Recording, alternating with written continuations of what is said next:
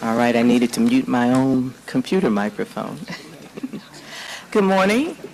It's August 10th, and this is the North Carolina Taskforce for Offshore Wind Economic Resource Strategies meeting. Welcome to everyone. We are happy to have you here with us this morning. I am Marquita Welton. I used to be Marquita Johnson, but now I'm Marquita Welton. I'm chair of the task force and chief of staff for the North Carolina Department of Commerce. We're happy to have everyone here with us this morning. So welcome and thank you for joining us today. We do have an information-packed session today, and we hope that we're pretty sure you're going to find it very interesting, and want to thank everyone who is joining us today. This is a public meeting. Our meeting is being recorded live, so please be mindful of comments that may be picked up by microphones located throughout the room. Our mics are all live, so please know that you will be heard. Also, I'm going to ask everyone, if you have a cell phone, if you would please silence your phone so that we don't pick that up. And if you're participating virtually, also please mute yourselves and your microphones so that we don't pick that up on the live recording. Masks are not required, however, we have them available for anyone who would like one. After roughly 6 to 7 months of steady declines, COVID infections are starting to stir back up, so we are mindful of that. Anyone who would like to mask up, you're welcome to do so, certainly. And at this time, I'm going to ask Nicole if you would do roll call, please. Jen Banks. Ben Calhoun. Present. Christopher Chong. Here. Brian Clark. Present. Phyllis Craig Taylor. Kevin Dick. Hayes Framey. Secretary Walter Gaston. Present. David Goss. Present. Daniel Cavani. Susie Hamilton. Present. Perry Harker. Present. Arkita Howard. Stephen Callan. David Kelly. Carly Lohan. Present. Mark McIntyre. Here. Ashley McLeod. Trish Murphy. Here. Bob Peel. Michelle Query. Greg Richardson. Dan Sagaria.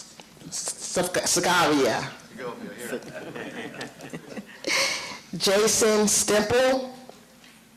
Glenn Skinner. Justin Saul. John Sokia.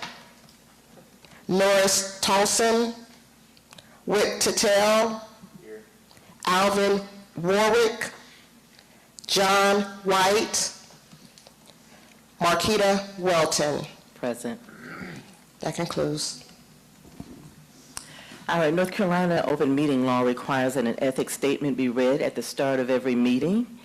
In accordance with the State Government Ethics Act, it is the duty of every task force meeting to avoid both conflicts of interest and the appearance of conflicts. If any member has a known conflict of interest or appearance of conflict with respect to matters coming before the task force today, please identify it at this time.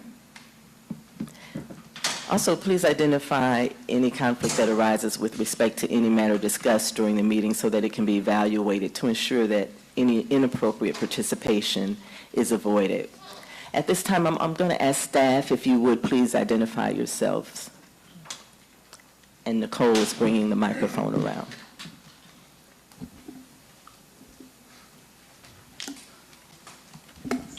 Hi, good morning, everybody. I'm Jennifer Mott, Assistant Secretary for Clean Energy Economic Development, Department of Commerce.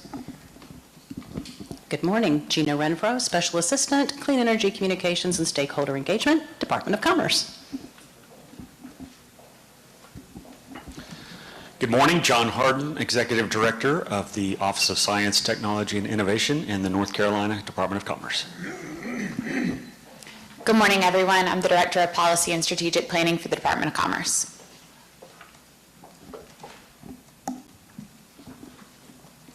Good morning, everyone. My name is Dr. Corrado Juan Harper, Department of Commerce, NCC Grant Fellow. I'm Alex Costantini, Department of Commerce, Office of Science, Technology, and Innovation, STEM Policy Fellow.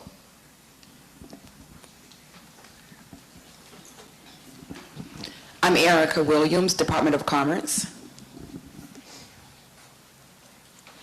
Patrice Bethia, Department of Commerce. Colleen Brown, Digital Media Specialist, Department of Commerce. Just in time. Nancy Severino, Department of Commerce. I'm over Communications and Public Affairs. Alexia Chavis, I'm with the Department of Commerce. Nicole Williams, the Department of Commerce. Alan Sandoval, Commerce. That concludes. All right, and we do have one more very important person with us for the Department of Commerce, Secretary Michelle Baker Sanders. And I will allow Secretary Sanders to make some comments. So welcome, everyone. Good, thank you. Good morning, everyone, and thank you for being here. Thank you for your contributions and the work that we're doing to continue to position North Carolina to play a key role in the offshore wind sector. Everyone knows, I'm sure, because of your work and your results, the importance to North Carolina with this work. Not only important because of the economic impact that it has, but also important, I believe, for our national security, our state security, and playing a role to contribute to a cleaner economy for North Carolina and for the world, for that matter.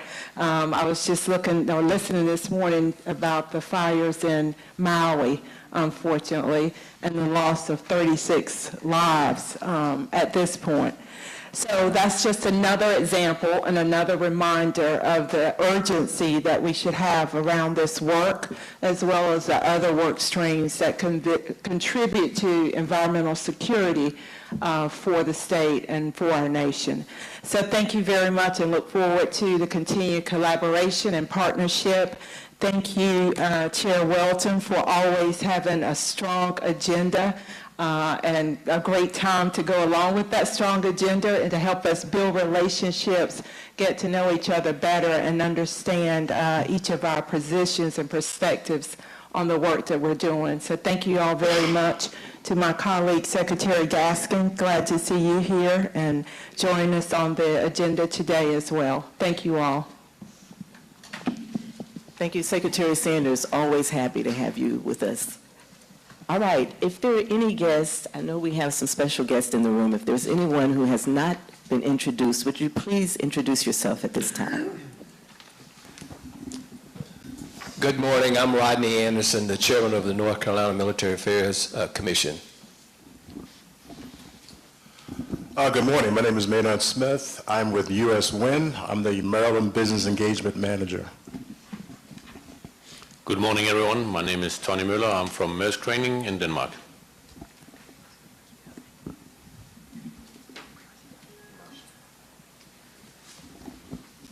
Good morning. My name is Peter Ledford. I am Clean Energy Director in Governor Cooper's office. Good morning. Doug Taggart, Interagency Coordinator, Department of Military and Veterans Affairs.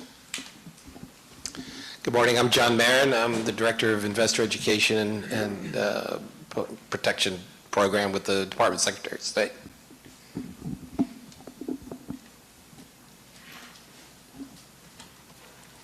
All right, do we have any elected officials with us today?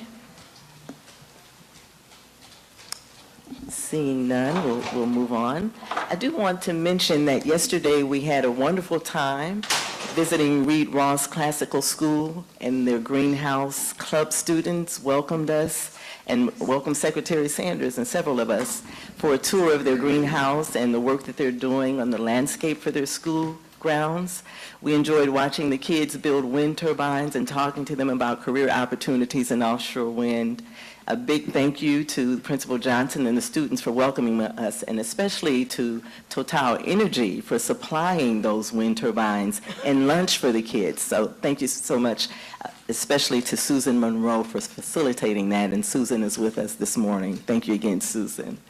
So we had a great time, fun with the kids, and excited to see their excitement for offshore wind energy and the opportunities. Certainly they had questions about job opportunities. These were middle school and high school students, and I think we are developing a nice pool of future talent for supplying our needs in this industry. So again, thank you to Total Energies and to Susan Monroe for facilitating that. I think we missed a few people with introductions, and so Nicole, if you would please. Hello, good morning. My name is Andrea Allard, and I am Transition Services Director with the North Carolina Department of Military and Veteran Affairs.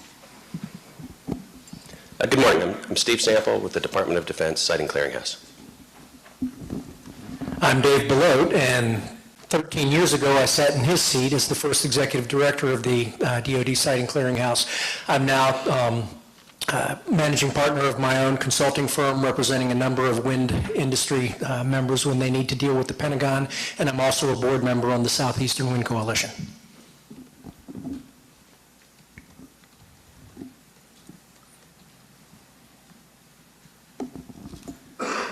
Good morning. I'm Jolie Marsh. I'm Associate Vice President of Corporate and Industry Training at Fayetteville Tech. And good morning. I'm Scott McCosh, the Senior Director of Military and Veterans Programs at Fayetteville Tech. Good morning. Aidan Graham with the Climate Jobs National Resource Center. Good morning. I'm Brian Pierce, the Chief Deputy Secretary for the North Carolina Department of Military and Veterans Affairs.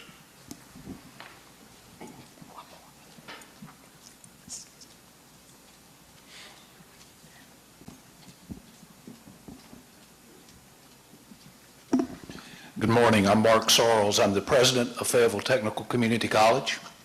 We welcome you to our campus. This is our newest campus. Dedicated to our fire and emergency management rescue personnel across eastern North Carolina. So I would encourage you, it's a project in progress. We're part of a $46 million build. So this facility opened up in September. We're getting ready to open up the only indoor swiftwater management training facility in the East Coast, right next door, $4.6 million. Then we'll be investing $20 more million right behind for an additional burn facility. We're very excited to have you here. We've got a number of programs that I think will intersect with the work you do. In addition to our transitioning military, we have a number of other elements that are important. We are a founding member of the Carolina Cyber Network, which is a coalition of 18 2- and 4-year colleges in North Carolina dedicated to closing the skills gap in cybersecurity.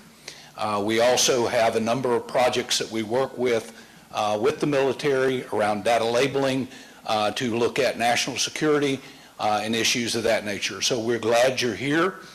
Please take the time to walk around.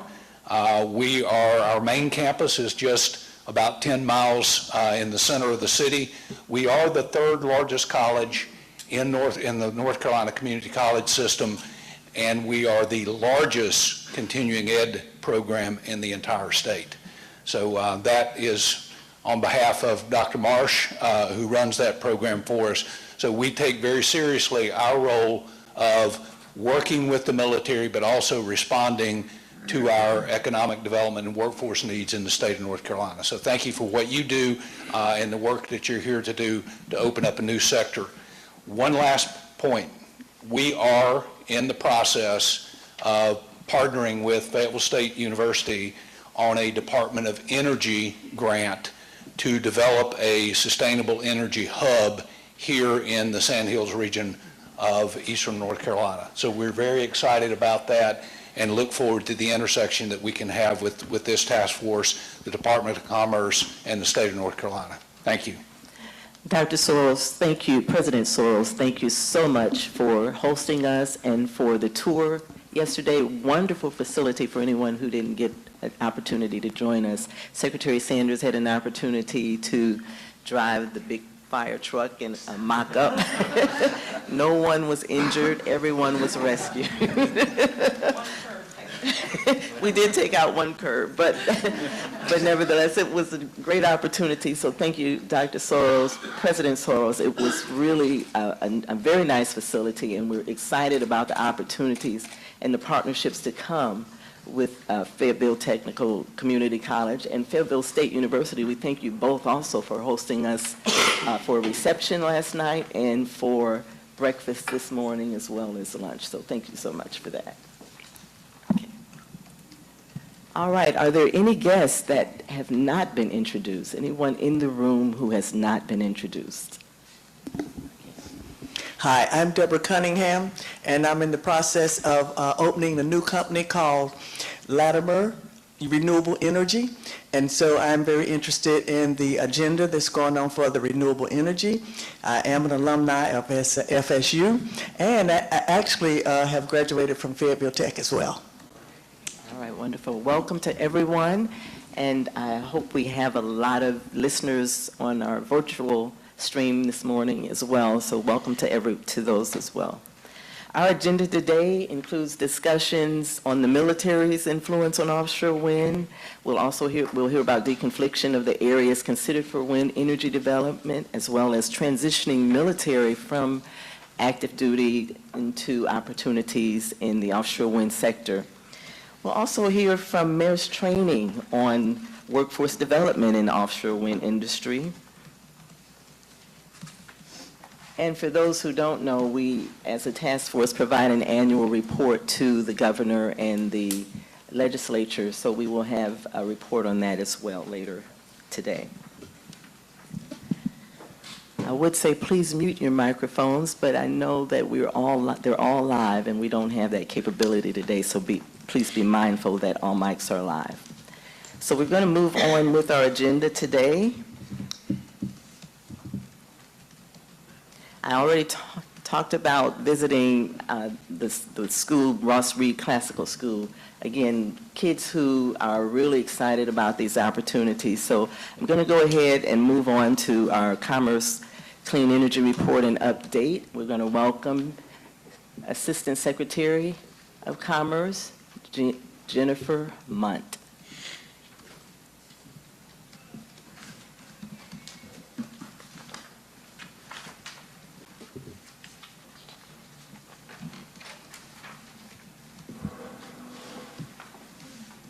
Jennifer is our resident clean energy expert, and she keeps us abreast of all the current happenings, so she's going to update us on wind-related activities this morning.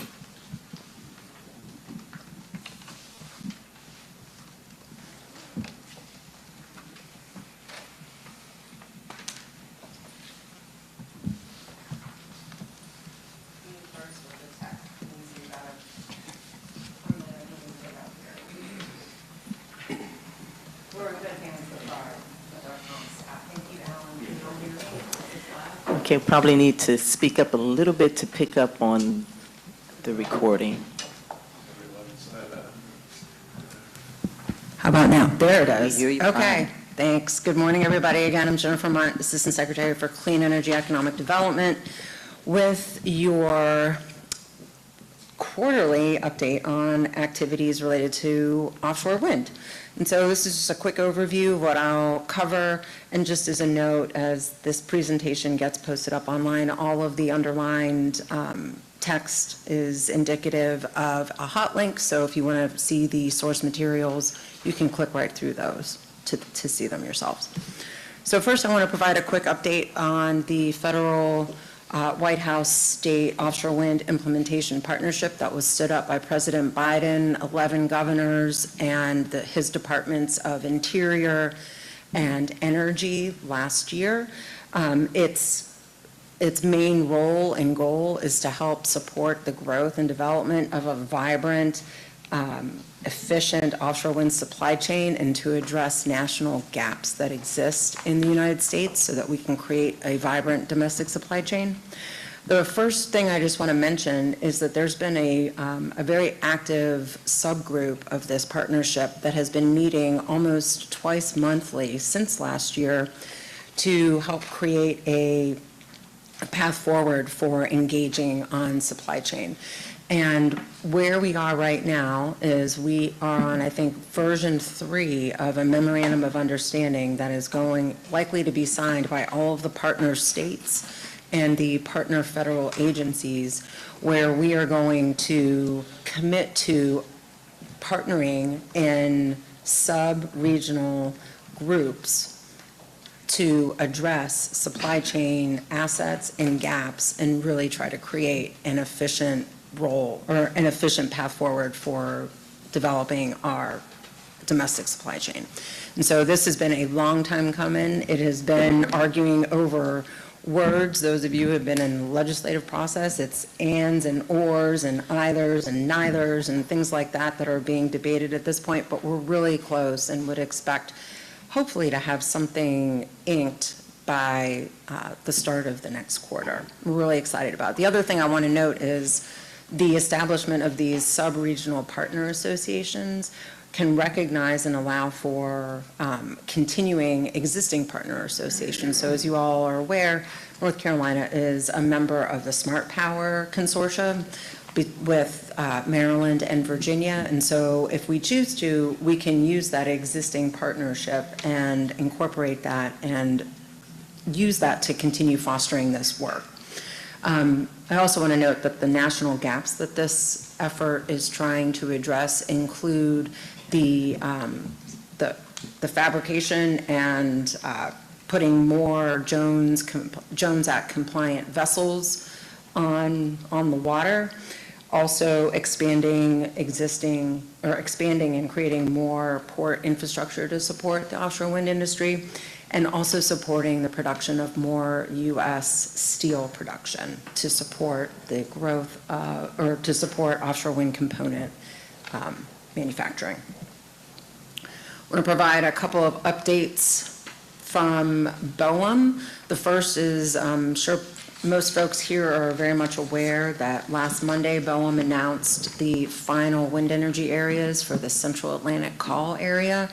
The 3 areas that are moving forward are noted on this map to the right, A, B1, and C1. Unfortunately, areas D and F off the North Carolina coast were not included in the final WIAs moving forward, but we are optimistic and hopeful that BOEM will continue to consider those and hopefully include some portions of those areas in a future auction for leasing. I know we'll hear much more about this from our esteemed guests, Steve Sample and Dave Belote, who are intimately involved and experienced with the deconfliction process that goes into reviewing these areas from the military's perspective. And so I won't steal any of their thunder here at this point. And I want to move on and note there are 2 other updates that came out of BOEM over the past couple of weeks. First, BOEM issued a notice of intent checklist, and the goal and intent behind that was to help increase transparency for all stakeholders who are involved in the leasing process, meaning what do you need to know once the lessees have moved forward with their construction and operations plans, and what is required in terms of meeting and complying with all of the various federal regulations as they pertain to the National Environmental Policy Act and all of the other standards. And so this checklist went out to help increase transparency, to provide clarity to lessees as they go through this process, to establish a pre-application and a pre-NOI process, and to help improve efficiency in the review of these really dense and complicated reports and applications to help expedite the process of getting projects approved. And then secondly, BOEM also issued a guidance on marine acoustic modeling and measurement guidelines. Essentially, when developers begin installation of foundations for offshore wind projects that involves a noisy activity for pile driving. And BOEM has issued these guidelines to help address the noise impacts and give the developers and the folks who are doing the installation more information about how to mitigate and address the noise impacts on marine mammals and other critters in the sea proximate to the actions that are taking place, and also how to measure and record and provide for ongoing data to support increased knowledge and scientific information in this space. So you can link and review these hardy guidelines at your leisure. Another interesting update out of the federal government that has implications for us here in North Carolina and pretty much every renewable energy developer in the United States is the Federal Energy Regulatory Commission, in a unanimous decision, approved FERC Order 2023 on July 27th. And what this does is help streamline the interconnection process for projects. Yeah, depending on how you read it, I saw that, Steve. But it does four main things. The first is that it implements a first ready, first served cluster study process for transmission operators and transmission service operators. Essentially, if a project is pretty well mature and evolved and almost ready to be installed, then those should be getting first rights of refusal in the interconnection queue. Applicants have to be able to demonstrate that they have site control and commercial readiness, again, to try to advance and expedite these projects.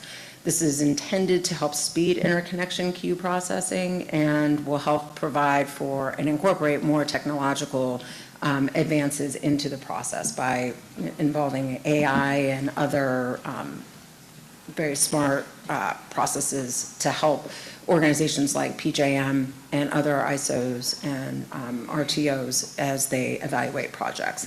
So you know, there are approximately 10,000 projects that are in an interconnection queue, renewable energy projects that are in the renewable energy queue at this point in time that comprise about 2,000 gigawatts of renewable power that could be placed on the grid. For comparison's sake, just so you have a sense of that, the Kitty Hawk wind project that we're talking about off the coast of Corolla is anticipated to generate about 3.5 gigawatts. And so 2,000 gigawatts of renewable power that is waiting to be installed and put on the grid is pretty significant, and just trying to address that backlog is a noble effort, and hopefully we'll be able to see the fruits of that effort emerge sooner than later. Not much to update on the status of our 3 wind energy areas. We still anticipate a draft EI. Actually, I met with some folks from Avangrid Renewables yesterday, and I believe that they indicated that the draft EIS is going to probably be expected sometime early 2024, so that's being pushed out a little bit. Kitty Hawk South, we're still waiting for the final construction operations plan to be deemed complete by BOEM, at which time we'll have a better sense of what that project is looking like. We have reps from both Duke and Total here who can speak to any updates with respect to those 2 projects in Carolina Long Bay, but it's my understanding that y'all are inching ever closer to submitting site assessment plans. Is that correct, Susan? Yes, okay. Great, my memory serves, and I'm sure there will be more updates on all projects when I stand up in front of you again in November. I want to share with y'all, and this was something that I alluded to back in May, about a week before the official announcement was made by the National Science Foundation, but I'm really excited to share that as a result of a massive influx of funding that came with the CHIPS and Science Act that was enacted last year, $200 billion went towards advancing scientific R&D and commercialization of that R&D through NSF. What NSF did was they announced a program called the Innovation Engines and made a call for all manner of applications from consortia to try to address the most gnarly problems that our nation is facing today. How do we get more renewable energy on the grid? How do we address potentially, sorry, the word I'm looking for has escaped me, but how do we address like agricultural failures in the face of climate change? How do we address and incorporate AI? All sorts of really gnarly questions that are coming to us, and they put out a call for applications. And so last fall, the Department of Commerce joined probably a 10 or a 12 member consortia led by UNC Charlotte to apply for one of these Type 1 Innovation Engine grants to help deploy and create a renewable energy cluster, innovation cluster in North and South Carolina. And we found out in May, a week after Towers met last, that we were one of 44 projects that were awarded these development Type 1 awards, which means that we, this 12-member consortia, we get to split after admin costs are shaved off, $1 million to help us develop the guts of this cluster and try to apply for a Type 2 Innovation Award, which will allow us to implement a plan, and that award would be $160 million. And so this cluster that we are, or this consortia that we're a member of is called Clean Carolinas, and I'm really proud to say that it is represented by some major universities, both in North and South Carolina, including UNCC, like I mentioned, as the lead. NC State is represented. Clemson is represented. Fayetteville State University is represented. Elizabeth City State University. And there's another college in South Carolina that I just can't remember because my loyalties are to North Carolina. And there's industry partners, Duke Energy, and I'm looking at my friends because I can't remember who else, but it's Total, thank you. And we're really excited because what we're trying to do is take the innovation and the knowledge and the expertise that lives in North and South Carolina and help bridge the gaps that exist right now and take these technologies in clean energy and help take them from idea to the bench, into pilot, and then into practice, and then create a supply chain and manufacturing sector to support that, and really build that in the eastern portions of our two states. This Innovation Engine program is really directing and focused on underserved, under-resourced, previously under-managed communities, and as we're all, I think, very familiar, is that areas east of 95 here in the Carolinas comprise the Southeast Crescent, or was known as the Southern Black Belt, where there has been a less resource provided to these communities. And so what we're really trying to do is nest and seed a whole lot of opportunity here in this part of the two states. And so we're really excited about how this is progressing. We had our first kickoff meeting. Well, I guess that's redundant. We had our kickoff meeting at the end of July where we all convened in Charlotte to figure out where and what we're doing next. And I'll have another update on that. And I think we're going to invite the principal leads to come to the NCTOWERS meeting in November to give that update, because they'll be a whole lot more cogent than I ever would be. And just want to talk a little bit about state activities. Basically how we're implementing several memorandums of understanding that we have in place. Smart Power, the Southeast and Mid-Atlantic Regional Transformative Partnership for Offshore Wind Energy Resources, too many acronyms, with Maryland and Virginia. Earlier this summer, we entered into an agreement with the National Renewable Energy Labs. They're going to conduct a robust, detailed study of our three-state region on supply chain and workforce. And so if you recall, over the past several meetings, Dr. Hardin and I provided updates on 2 nationwide reports that NREL did on the offshore wind supply chain and what we need to get the U.S. to the 30 gigawatts by 2030. What we have contracted with NREL to do is do a really discrete, focused look on our 3 states and how we can leverage our assets, fill each other's gaps, and then all work towards together helping to create a robust supply chain for offshore wind.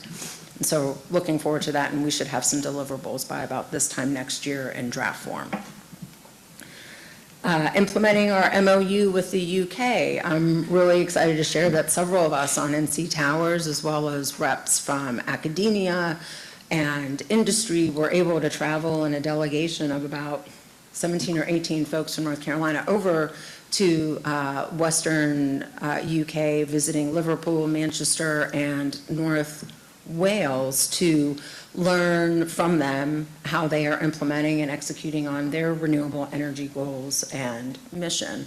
I'm happy to give Dana and or Susie or Susan an opportunity to speak to our experience, but just to say that we continue to move forward with the MOU that Secretary Sanders started on behalf of the state last year, and really excited about that. The other thing that we're working on with our UK friends is a series of webinars, and we hosted the first one at the end of last month, and we provided information about supply chain development and then also ports infrastructure and how the UK is. And there was a lot of information that we had heard from the delegation that they sent over to us last year when we met in Morehead City, but it was a very discreet and focused discussion about how some of their ports have shifted from either fisheries or other heavy industry and focused much more specifically on offshore wind and renewable energy equipment movement. So there'll be another 2 webinars in this series, and we will keep you all posted on how those come along. And the third MOU that you all are familiar with is the MOU that Commerce entered into earlier this year with the Danish Energy Agency. We continue to plow forward with our work to execute a work plan. One of the things that we're working on in earnest is talking about power purchase agreements and what the path to market is, and looking at the Danish, the European, and other state models for how we get energy wheeled onshore from offshore wind projects, and what some of those best practices and best approaches are, and what we might be able to do here in North Carolina to facilitate that. And then the other update coming out of Denmark is that the Director General of the Danish Energy Agency, or I should say the Danish Ministry for Climate, Energy, and Utilities, is going to be visiting the United States with a stop in Raleigh at the end of September, and we'll be hosting him for meetings with several officials, members of the Utilities Commission, and perhaps some members of the legislature. And that concludes my update. Happy to take any questions and answer them to my best ability. Thanks. Any questions for Jennifer? Jennifer, on that map where they have the gray areas for the site, what are they? On this map right here, it doesn't say what they are. Is that? Oh, so let me.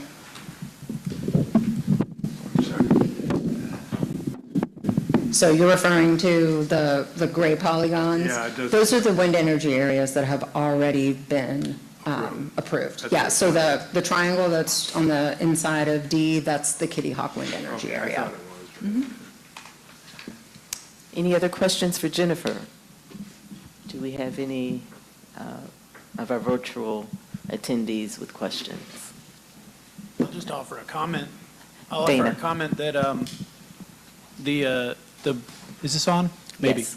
The UK delegation meeting, I think, was very productive. It wasn't 5 days before we were back, before we were already having conversations with some of the folks we met sharing some information, looking for business development opportunities stateside, and honestly, it extended beyond clean energy, into general manufacturing and general supply chain development. So that was super productive. Thank you, Dana, for that comment. I will say the relationships that we've forged with both the Denmark team and the UK team have been very fruitful so far. It's not just words on paper, actually moving things forward for the relationship and development of opportunities here in North Carolina. And thank you, Jennifer. Susie. Thank you, Madam Chair. On the Clean Carolinas, sorry. Is that better? On the Clean Carolinas slide, Jennifer, the maps were blocked out on our paperwork, but can you tell us, generally speaking, in North Carolina where those innovation engines are? Sure. What counties, just kind of. Are you talking about this map or the previous? The first one. Okay, so I'm trying to remember what the red circles indicate, but what this map is trying to denote are the 100-plus counties between North and South Carolina that are denoted as our, quote, region of service. And the nodes, I believe, are where the red circles are where there is already either a knowledge base or a lab or some type of industrial complex or innovation complex that we are going to be using or deploying to help serve this. Or actually it might be where the partner institutions are. I can't remember. I pulled the map from one of UNCC's. Primarily universities or university labs. Yeah, For example, okay. You know, up on the upper right, Elizabeth City State University, but you also have the UNC Coastal Studies Institute at Manteo, as well as South Carolina, Clemson, University of South Carolina, institutions like that. Okay. Thanks, John. I have one more update on this NSF innovation engines. We're also actively involved in an innovation engine that's being led by Virginia Tech that's more focused on the digitization of the supply chain, which I think will have some sort of secondhand benefits for this program. And the good news is that it actually, from that Virginia footprint, sort of has a bucket handle of geographic coverage that goes all the way down through to Charlotte. So there should be some opportunities that we can maybe pair up on that innovation engine too. And as a Hokie, I'm proud to hear that. Thank you. Hey, Jennifer, that map again. Has there ever been any analysis of when you get areas E and F here, of how far out you can go before it's no longer economically viable? That's a great question, Dave. So at this point, those areas E and F that are way out beyond the drop in the shelf, they're going to necessitate floating offshore wind technology, which, you know, we know is deployable, and we know that it can be done, but it does come at a significant cost premium. There's been several demonstration and commercial projects that have been installed in Europe, but we're not at a point yet where it makes market efficiency in the states. So we're a little ways from that, and I think it makes the most sense for us to try to deploy in our shallow waters as quick as possible. Other questions for Jennifer?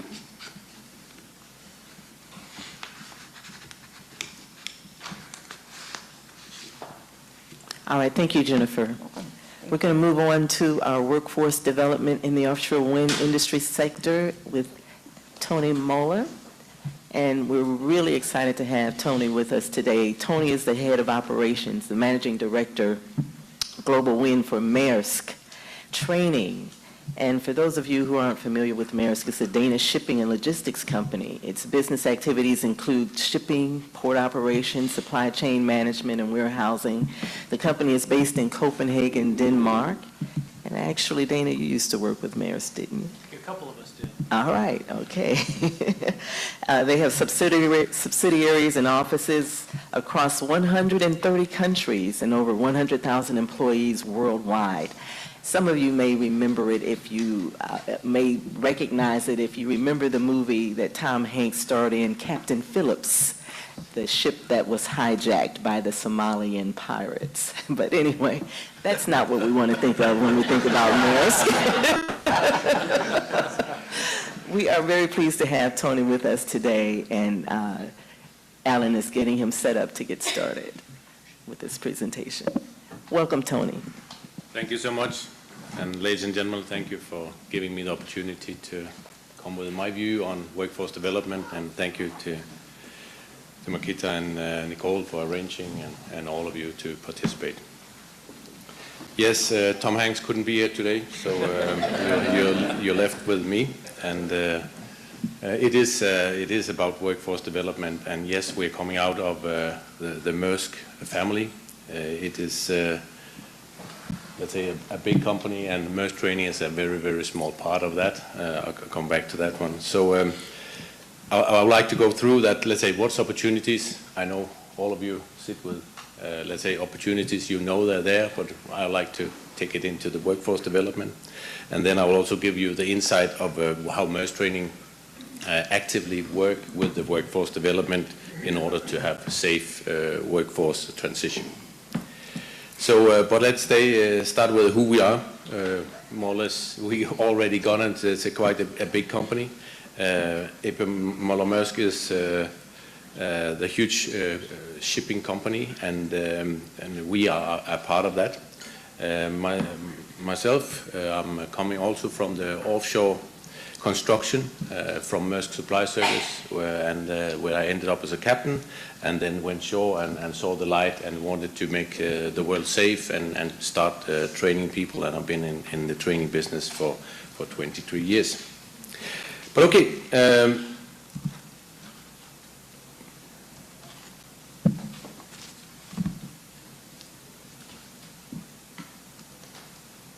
How do I change this? I got a camera here.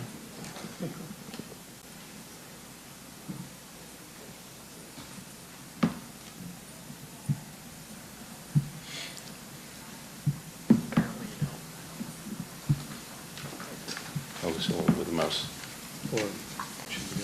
Okay, perfect. Thanks. Yeah. As I said, a big company, and we're 100% owned by A.P. Møller - Mærsk. We are a family company. That means we have 120 years experience in the offshore business, and that is what we are leverage on today. It's actually have a significant impact when you are a company that is moving 20% of everything in the world. And that's just enormous in my mind. So that's also why it's so important that A.P. Møller - Mærsk is committing to doing something with the green energy and not continuing with the normal fuels that we are using today. So the strategy, the clean energy commitment is that all the way to zero. That is, we should do that in everyone. And our ambition is that we'll be net CO2 in 2040 for all transportation. The climate strategy is not only words. I'm happy to say that. Maersk have sold off Maersk Oil, sold off Maersk Drilling, and they were two very good, let's say, money-making babies, but that was not the strategy. The strategy is clean energy, clean transportation, and logistic in the future. So last month, and it's actually sailing right now on the marine voyage to Denmark, is Maersk Line have taken the delivery of the very first ship that is running on methanol, which is kind of the green fuel for the future, and they have ordered 10 of these container vessels. So that's proud to say. Maersk Supply Service have drawn up and are starting construction of installation vessels, which will go into operation approximately 1 year from now, here in the US market for Equinor and BP up in the New York area.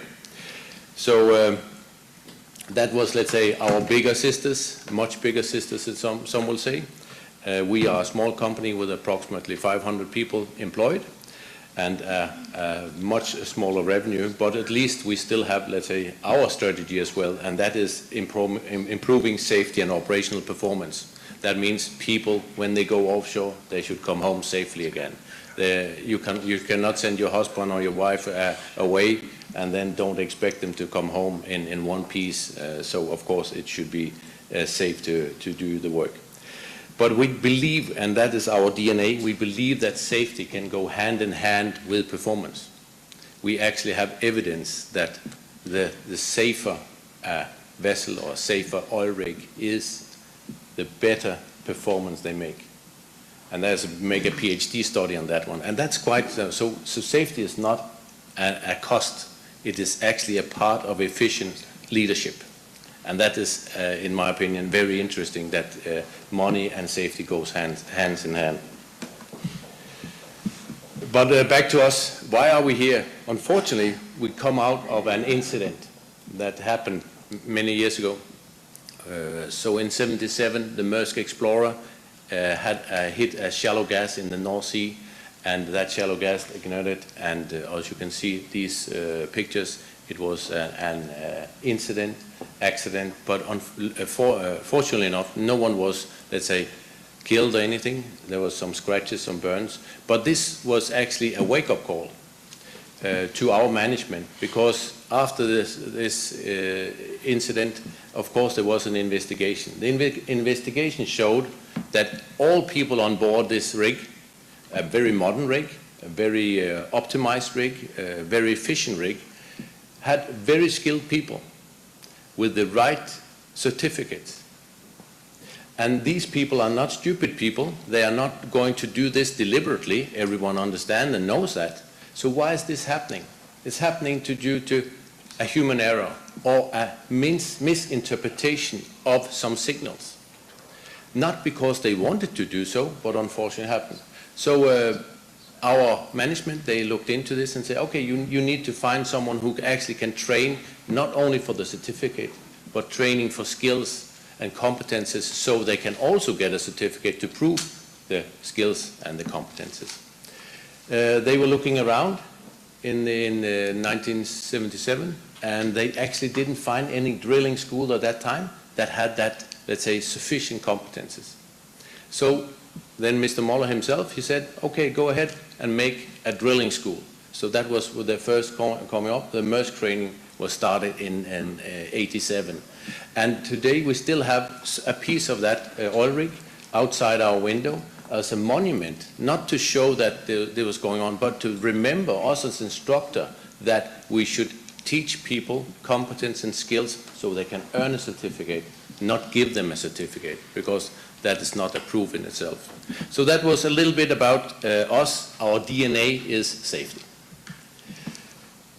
Ambitions. We see quite ambitious targets here in North Carolina, and that's great to see. And I'll come back to what Global Wind, the organization, Global Wind organization is a little bit later. But they say that for every megawatt we install offshore, we expect 2.5 persons, employees that need safety and technical training to go offshore. We believe it's a little bit too optimistic, but even though that with our calculations up against, let's say, the UK numbers, we believe it's more or less a 1.5 person per megawatt, but still it is between 4,000 to 7,000 people that need to go offshore and need to have this safety training. And the DWO, they have made a standard. I'll come back to that one a little bit later. But just to compare it a little bit, in Denmark we put out the very first offshore farm in the world in '91. So here, 32 years later, we have today installed 2.3 gigawatt. So we have spent more than 30 years of doing what you have to do in 6 to 7 years. So I don't say you're in a hurry, but 2030 is coming up soon. So and that is why we need to let's say look ahead, and the people have to be ready, and that is why I'm so happy to be here to talk about workforce development. The Global Wind organization is a non-profit organization. This is a screen dumped this morning, so I think it is updated. But that is where most of the majors are, let's say, those who produce the turbines and those who are operating the turbines when they are installed. And they have done these training standards for a safe and more productive workforce. Don't let a lot of details on this one. What I try to show you is that this, let's say, global standard that the GWO already have introduced in a lot of other countries is coming out of Europe, of course, but still in the US, you see that there's over, 30,000 certificates coming out of the US already. So the standard is used in the US, and it is also adopted here in the US. Back to what we are trying to do with this workforce development is we have 16 training facilities around the world that we own and operate. The Norway is really not represented very well. We have 5 centers up there now. And then we have the green dots. Then that's for me very interesting because I'm heading this small department that is helping other institutes or clients of getting this workforce development. We have 2 clients in Japan, 1 in Taiwan, 1, believe it or not, in Saudi Arabia with all that oil, and 1 in United Emirates. And then we have 4 on the east coast of the US, Massachusetts, New York, New Jersey, and Delaware.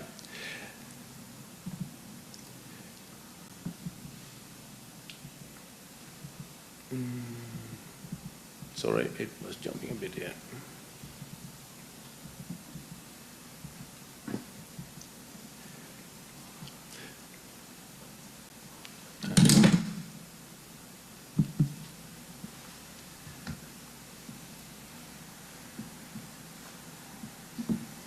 Can we get the sound on the movie?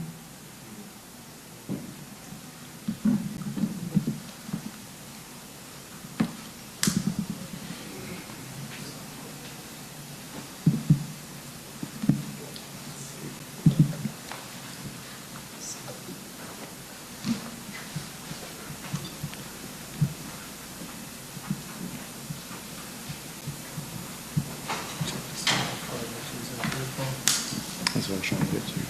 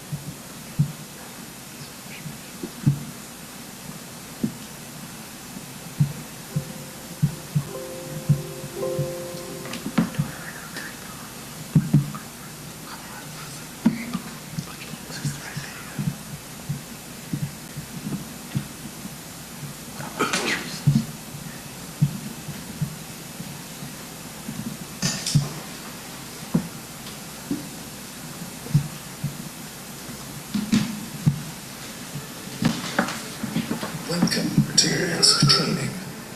We believe in the principle that people need to be trained to be prepared. So, whether you're based on or offshore, whether you're a seasoned wind energy professional or just at the start of your career in the industry, we provide a one-stop shop for wind energy safety training that can really help you progress. By listening to your needs, we will create tailor-made training solutions that give you the flexibility you need. And wherever possible, we will build a timetable around back-to-back courses, making the training process part of your life, not dominating it. For complete peace of mind, all our instructors are recruited directly from the industry and are true experts in their chosen fields. And so we can be confident they stay that way, we employ a highly appraised quality management system which ensures they receive all the topical and relevant industry knowledge necessary to maximize your training experience.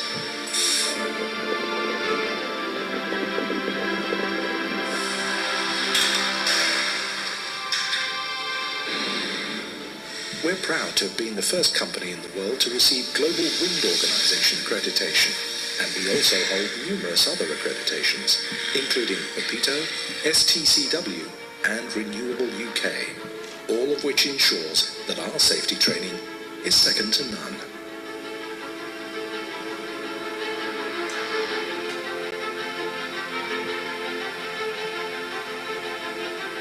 Safety is our culture, and your safety our purpose in life. We look forward to welcoming you to MAST training and providing you with a better learning experience that will help take your career to the next level. Yeah, telling more than, let's say, a lot of my words. But what we are trying to do with these partnerships is, oh, sorry about that. What we're trying to do with these partnerships is, let's say, to take it all the way with the project management and getting design and layout of training facilities and all the way to the administration part of booking, admin, and of course the trainer, getting this. So these partnerships are actually levering on that we have developed our course material and we are updating it every time the standard is changing, or that we see that a client have a special need. So we have 3 things we deliver to our partners. Is that pure consultancy, someone wants to do it themselves, then we just come with, let's say, IP rights and help them get going. Then they do the investment and all that. What we call powered by is the kind of partnership where we are, when we are making agreement, for example, we have a training management agreement with Ørsted globally. So if they need a person trained in Taiwan, they will give us a mail and we will secure that that person is trained. That means we need a global footprint, we need partners around the world, and of course we'll be very happy to have a partner in North Carolina as well. The last one operated by is like we do in New York, where someone who have absolutely no interest or no knowledge of operating training facilities, they can then, let's say, give us the keys and we will operate it on their behalf. In New York it is up to 10 years. We see that this DWO is just the beginning. We see that it should be linked to universities, to colleges, to actually all the way down to the public school, so that the food chain is there. We need to do it, and I can already now hear that you are working on a lot of this. So yes, the DWO is fine to get the technician safe, but of course it have to be linked to a lot of things. A very interesting contract we just have signed with a university in Taiwan is to help them setting up a simulator facility, and that is actually to do installation of turbine in simulation before it's done in the real world. And that is also including, as we heard Jennifer talking about before, with the floating energy, floating turbines. Yes, it's not feasible financially right now, but we need to go there someday. So that simulation will include that one, feasibility study of that one, and also to do it safe and efficient installation of turbines in the simulator before you actually go out and do it in the real world. We have taken it a step further because we believe the digitalization is going, of course, to simulation, but also in the normal training. Why should people spend 5 days in a training facility if you can do it in 3 days and read it yourself at home? And that is why we have done most of the DWO in e-learning, but we also see a development here, that VR is coming into this, adaptive learning is coming into this. So what we believe is that that's fine that we are having a certificate one day, but we will forget. And then the DWO refresher, that's absolutely fine. We come in and do a refresher every second year on the safety side. But we also believe that we could put in a digital learning. That means you can do it on demand. You can do it when you have time, and you don't have to travel to do it.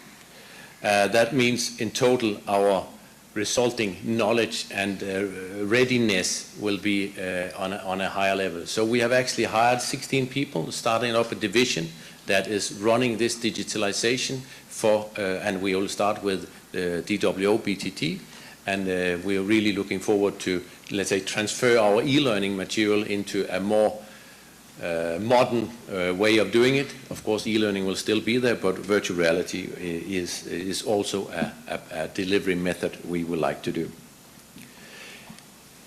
I mentioned that we have signed a simulator contract. Before that, we signed with a university in Taiwan, and that was actually the start of this small, let's say, department I'm heading with doing, let's say, partnerships services. We have New York, where we are working together with a kind of a union and a building and construction trade and a community college. And these three, they are not, let's say, very interested in, they have a full day job beside that, and that is why we have a kind of not only a turnkey solution, but also an operated, where we'll operate it for 5 + 4 years.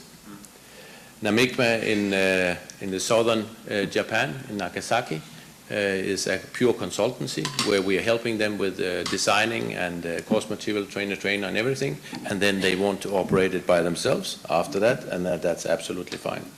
Giraffe Work is a crane company in Yokohama, and they are a company that they needed this training for their people. They could see they couldn't get it anywhere, and then they saw a business opportunity, and then we are going in as a partner and helping them starting up building these facilities, and we hope to open that next year. Yongshu Maritime Institute, another corporation in China. It is, let's say, very, very slow these days in any corporation in China, I just have to admit. We have Bristol in Massachusetts that we have an audit up there this week, and we hope to open here in 1 to 2 months from now, and then with both BST and safety and technical training for this one. We are also having partners in the digitalization. Yes, we have started our own small department, or with our own department to do this, but we are working together with the CAT people, which have actually coming out of communication. They are doing some for the Danish government. Take this link and get a free ride. It's quite interesting. We have people that is voluntary taking around for offshore for kids, going to the beaches in the summertime and putting up the turbines, because we know that we have to feed it from the very beginning to get the workforce. And trust me, in Europe we are struggling to get skilled people into the wind industry. There's a battle to get skilled people. I believe it could be the same here. But we have to start very early to make them interested in the renewable energy. So, for example, in Taiwan, we were a little bit delayed with the main building, so that we put up a temporary facility. We are doing the same in New York now, setting up a facility where we could actually do the basic. If we're going to do a training for 10 years, of course, this is not the solution. You should do something properly, like these facilities we are in here. But it is a possibility to start up in a temporary way. And you see the pictures from Taiwan, where we are doing this for 13 or 14 months before the main building was actually ready. So there's a lot of opportunities to, let's say, for us to help partners getting ready and to construct and do things. But remember, we only have 6 to 7 years to get ready with 4,000 to 7,000 people here in North Carolina. So that's very interesting. But thank you so much for listening and getting my view on workforce development. Very interesting report, Tony. Thank you. Do we have questions? Chris, I see you have a question. Great presentation. I'm just curious, what explains the challenges getting skilled trades into the offshore sector in Europe, considering the sector's been around for a lot longer, and you don't have to deal with people just not knowing that's an industry where they could make a career. So I'm just curious what those challenges are in Europe that you're seeing. The positive thing is that I'll take my daughter as an example, because before I was training people not to get hurt in the oil and gas industry. Now I'm training people to not get hurt in the renewable energy. And then she said, "That's a good change, Father." So to answer your question is, yeah, I think the youth are ready to take the step away from the fossil fuel, and that is also helping the industry to get the skilled young people into this one. So But it is a struggle, and right now in Denmark, we're talking about flying people from Bulgaria to Denmark to get out offshore for 12 days and then fly them home again. It is just to show how desperate we are to get workforce. The whole North Sea is turbines everywhere, and it will only become, let's say, even better. So we have extremely ambitious goals in Europe as well, and so you're totally right. We will struggle for the next many years. But I just say we should start with in the kindergarten and talk about it, and then yes, it will be a fight for skilled people. So I don't have a solution for it except for, let's say, praising the industry and try to talk about it in a positive way. Thank you. Dana, and thank you for that comment, because that's one of the reasons why, as a task force, we're taking it upon ourselves prior to every meeting, visiting schools in the communities that we're holding our meetings in, to make sure that kids are aware of this industry and get them excited about the opportunities in it. Dana. Mr. Mueller, thank you for that presentation. We had a nice chance to visit with your colleague Alex during his time in the States, and you know, one thing that he pointed out is developing a training facility, you're going to serve a region. It's not sort of a one-to-one state basis. So I wanted to hear your take on sort of what is the geographic coverage for a training facility, and what opportunity do we have to position North Carolina to serve not just North Carolina, but the region growing on the East Coast and in the Southeast? Yeah, I think it's very relevant that, let's say, we should of course not look very locally, but as an example, in the UK, Maersk Training have 4 training facilities delivering this. And of course we have a lot of competitors, so I believe there's 11 or 12 facilities only in the UK with 60 million people, right? So I think there's room for a lot of training facilities on the East Coast. I don't think we will fly people to Massachusetts from North Carolina to train them. There will be room for 1, 2, 3, 4 in North Carolina, in my opinion. But still, of course, it is a matter of, like the Taiwanese partner we have.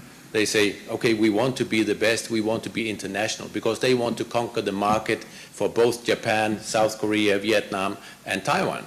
And of course, you could do the same. The positive thing here is that you have more or less the same language in the States. So it's, again, very easy, quality, and believing in it. But the geographical, depending on where people are living, I don't think that we will see much transportation for doing this training. We'll not fly people over for several hours to do this training. We're doing it today because there's not enough training facilities, but in the future I don't believe that it is not that safety training that will, let's say, justify long transportation due to cost.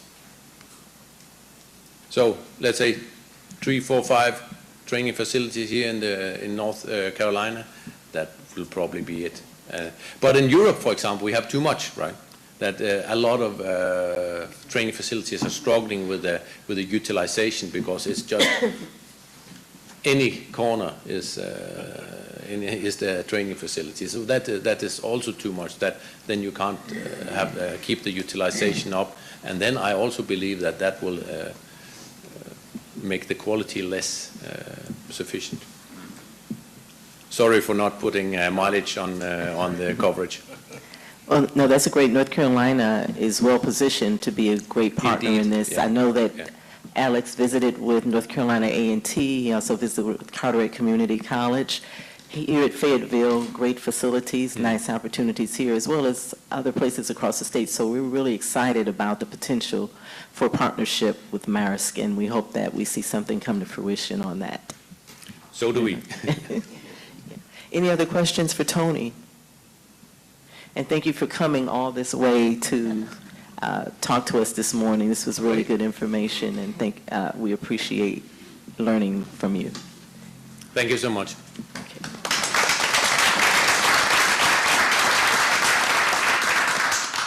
Okay, we are just about Right on time. We're going to take a 10-minute break, so I would say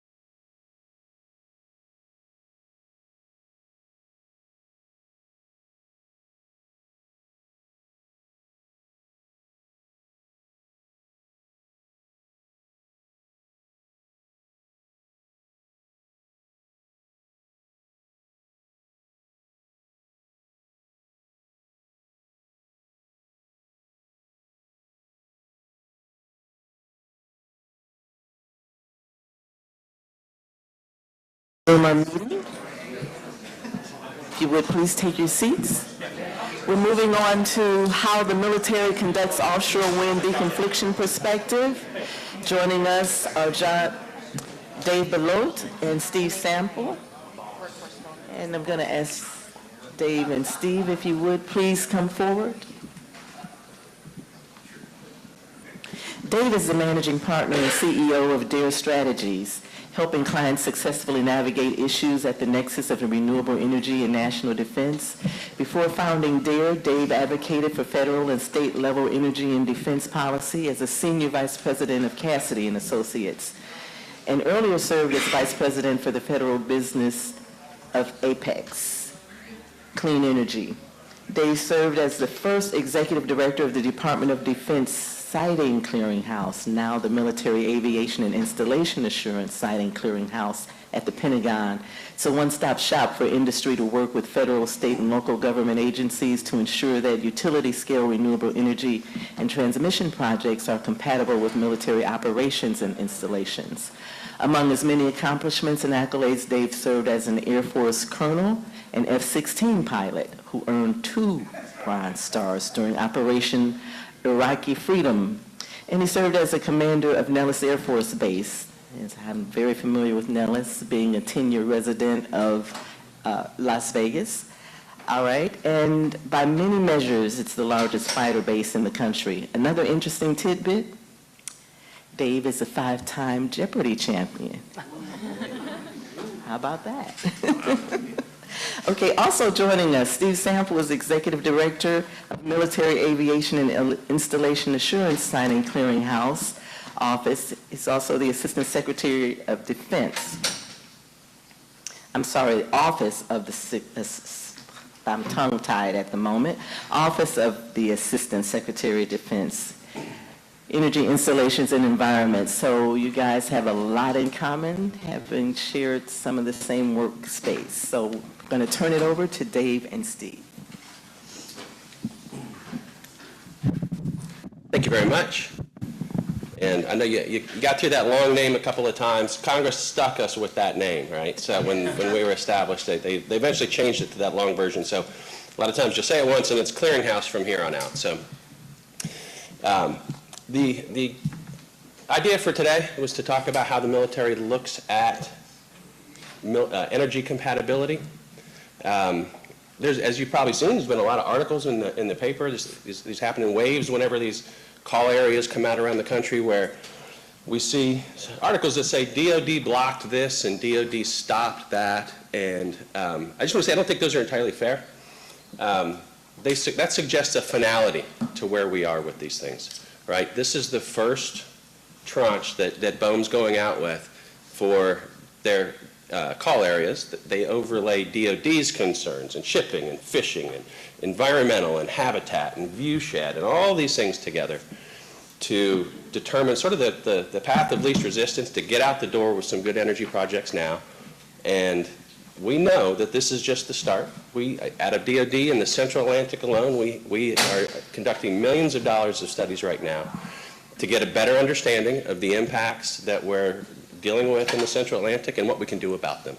So when you see those stories, just keep in mind that's a start, right? This is how BOEM's trying to get out quickly with the projects that have the least impact. And I can say from a DOD perspective, you know, the citizens of the U.S. and North Carolina have spent a lot of resources and a lot of thoughtful planning to put together how we do our testing, training, and operations around the country. So it's that when we find a compatibility concern, it's not often something that we can just say, we can deal with it, right? There's very technical impacts on some of these things. So we're really working through how we can find the solutions that everybody wants, which is good domestic renewable energy development and military testing, training, and operations going forth successfully and safely around the U.S. So that's what we're working through.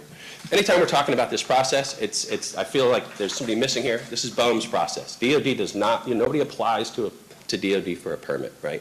So anything that anybody says we block is shortcutting that BOEM is the one that makes these calls.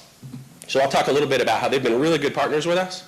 We've identified concerns, and they have really worked with us, and we continue to work with BOEM how to find these win-win areas. So just keep that in mind. And I'll talk a little bit about process here. I don't have too many words on these things, but I like maps. I want to show you a couple things to kind of acquaint you to how DoD looks at these things. So I'm going to just have a slide or two about what we've been doing on land for the last decade, because it kind of colors how we're working to lean on those processes for offshore, for BOEM. So the clearinghouse that I run is DoD's single point of contact for energy compatibility. We have oversight of the department's process so that developers and states and Congress and others don't have to go knock on 15 different doors at the Army, Navy, Air Force, NORAD, NORTHCOM, all that kind of stuff. The clearinghouse is responsible for getting a clean, cohesive DoD position and helping you work through those things. That does not mean there's a gag order on the installations, right? They have their responsibility and duty to work with their neighbors and to work through the compatibility challenges that they have in their area. What we do is help when there's a challenge, right? When there's an official project that needs a DoD position and an installation says, hey, we've got a challenge here. We're not sure how we can work this with our operations. We have a process to work them through, working with the developers, working with, in this case for offshore, BOEM, to figure out how we can get to a well-reasoned position at the end and take it where the science takes us and where our expertise can take us. So this is, when we talk about energy compatibility, I don't know if everybody knows exactly what we're talking about for DoD, so I just wanted to share this. These aren't all as relevant for offshore as they are for onshore, so just keep that in mind. The big challenge has always been radar and radar interference from wind turbines. If you have a surveillance radar, air traffic control radar, a weather radar, airborne systems that you're testing on your aircraft, they're not going to get such degradation and interference from a couple of turbines 10 miles away. But if you have thousands of turbines very close, you can have lost targets, you can have false targets for the radar. So the question is always, where's that line, right? How close can you be? And and how many can you have? It's not something that works really well for rule of thumb. We have to do the science.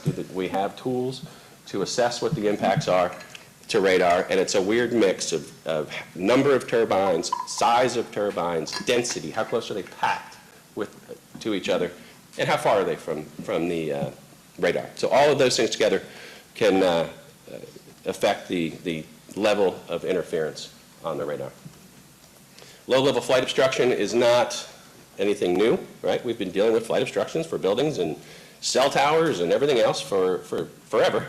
But we tend to fly in areas that are remote and we're put out in the desert in areas for a reason, and then somebody comes in and puts in what proposes a whole lot of turbines. So we've got to figure out how we're going to chart those and deal with them if we can.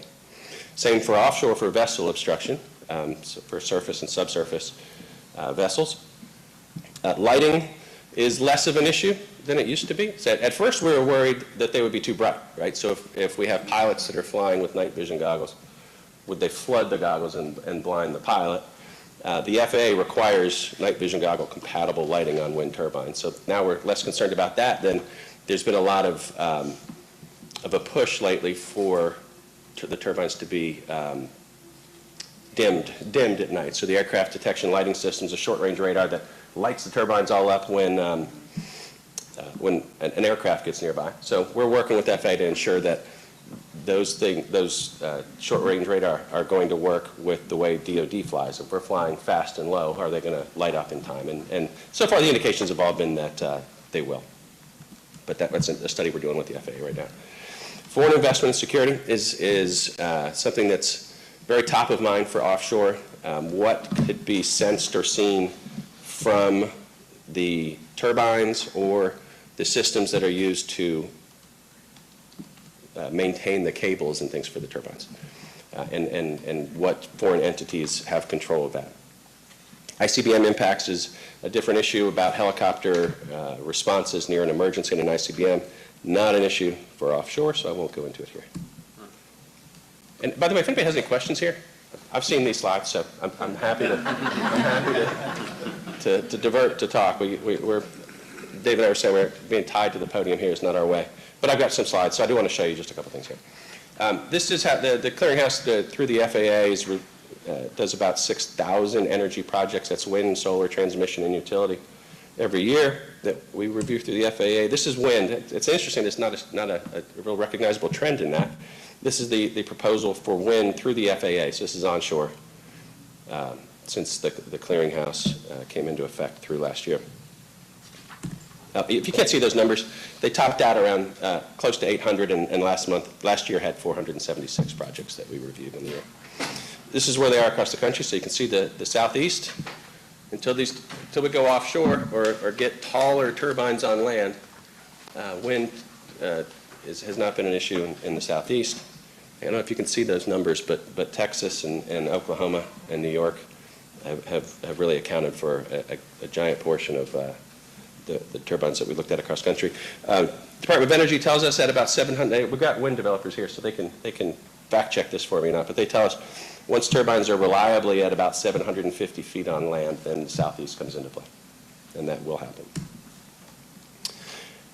This is our military airspace across the country. I won't go into this too long, just try to give you a feel. This is the challenge we have. This is where we operate. This is the special use airspace across the country.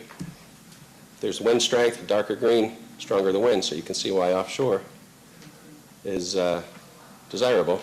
Putting the two together, that's our challenge. I'm going to zoom in a little bit on North Carolina and Central Atlantic here, and I do have some maps that I'll get to that speak to what we've been doing in Central Atlantic with them. This does not have radar, but this is one of the reasons why people always want like a nice, clean, red, yellow, green map, where to go for DoD. But there's too many considerations, like I said, with the assessments that are done case by case with radar, with airspace, and how we can avoid projects. So we have I'll mention later, we have a way that developers and states can come to us and ask about specific projects and get within about 45 days a specific answer about the likelihood of impact to DoD on their project. So that we think that's better than putting out a generic map that's frankly going to end up being a lot of yellow if you want to use that red, yellow, green construct. So I'll talk process for a second. The relatively young process for DoD to participate with Bureau of Ocean Energy Management's leasing process kind of works like this. BOEM comes to DoD very early on and says, this is the kind of area we're looking at. And it'll be pretty generic and show a large area. We've been doing this through California, Gulf of Maine, Central Atlantic, New York, New Jersey, Central Western Gulf of Mexico. So we've had a chance to try to tinker with this a few different ways, but we're pretty well set on. BOEM comes to us early, and others, and says, this is what we're thinking of making public. Are there any areas that are really problematic that we shouldn't proceed with at this time? So we get a chance to kind of look at it that time. And then we get a little closer to the call areas, which for Central Atlantic, BOEM did right at the end of 22. And as you saw with those, they're sort of carve-outs, and they're mostly shipping lanes and things like that they've gotten from other inputs to take some areas off the table. Then they get the public comment, and they pare it down more, which is where we just were for the Central Atlantic. And that's when it starts to get a little we can get a little more specific. I'm going to show you the maps that we used for the last time in just a second, but, excuse me, I want to share one of the challenges we have is when we're doing an area that's the entire, from Delaware to Hatteras, like the Central Atlantic was, and they say, what are your impacts? We're saying, it's very tough for DoD to say, well, what do you need, right? Are you going to take that whole area? Are you going to take a couple pieces that are a tenth of it? So it's very tough to say, well, we can't operate if you build there, because we don't know if they want to build 25 square miles or 250 square miles in the area. They don't give us that information. So what we do is an identification of challenges, and this is where we've gotten into trouble recently, because that nuance is lost. When we identify challenges, the first thing you hear is DoD opposes, and that's not the case. Every map that we've done has identified challenges. In California, there's big red maps, and they ended up finding 400 square miles within the area that had been red at the time. Not learning a lesson, our map for Central Atlantic came out. Originally, this was all red. I've changed it to blue because I can learn. So There's no difference in the map and the polygons and in the words behind them about critical or severe impacts to DoD training and testing and operations. But what they are is an identification of the challenges that we would have to deal with if wind turbines were put forth in these areas, without respect to how, are you taking all of B or one little part of B? So when BOEM came back out last week, I think the 31st of July, with the public release of these new areas, we had found this whole area had issues for NASA, which are non-DoD obviously, but related, the missions that they have. So Navy and Air Force all had issues throughout B. But BOEM said, look, we really want to try to find something here. Can we take that little sliver that's a little darker purple now on the north western part of B? It's now called B1. Right? So we're looking back at it. The areas A and C we had identified as the least impactful to DoD, largely because we're already avoiding them because of the projects that are approved contiguous to those. So that's what I'm saying about the iterations, right? We go back and look at the refined questions for a better refined answer. I'll also add, I have an Air Force map here for in a second. I don't normally like to parse it. We'd like to do a DoD map, but the issues that we're dealing with in each of theirs are a bit different, so it makes sense here. But I can tell you for how DoD is looking at the Central Atlantic, when BOEM first came to us, and these areas didn't even have those are mostly shipping lanes that are between the polygons there. But when BOEM came to us, and this was full, right, didn't have even those cut out, we knew putting wind turbines next to the largest naval base in the world would be a challenge, right? I would be shocked if it wasn't, right? So we had identified to BOEM, we know this is going to take, there's some work here. There's the telemetry, the flight termination systems, all the things that we have on land looking out to the operations that we have offshore. Those are fixed systems that are in place right now. And is that rain, or did it just turn on? Okay, right. Coming down. Wow. That's right. But all right, hold on, I lost my train of thought. So I was thinking about the systems that we put in there, but so we had known that the area there, especially around B, but also some of D, had very specific technical impacts for systems that DoD has. So we had very early on, as soon as we got this, we kicked off a couple $1 million worth of studies that we're doing right now on telemetry, on airborne systems, on shipborne radar, on what we do around there so that we can better understand the impacts so we know if you're confined to a certain area, how far away do we need to be? So if we have to alter our operations, what's the buffer that might be needed? How would it affect? And frankly, are the impacts as great as we fear they might be? Right? We don't know. So we're conducting those studies right now because we know this conversation is not over. So we're working through that. The floating turbines, we had less of an impact, I think, with that, but we don't know a lot on that. So we've been talking with some of the floating companies to kind of get a better feel for what their development looks like so that we can have a stronger opinion on it. But those weren't taken off the table much because of us. As I mentioned earlier, it was the economics. Oops.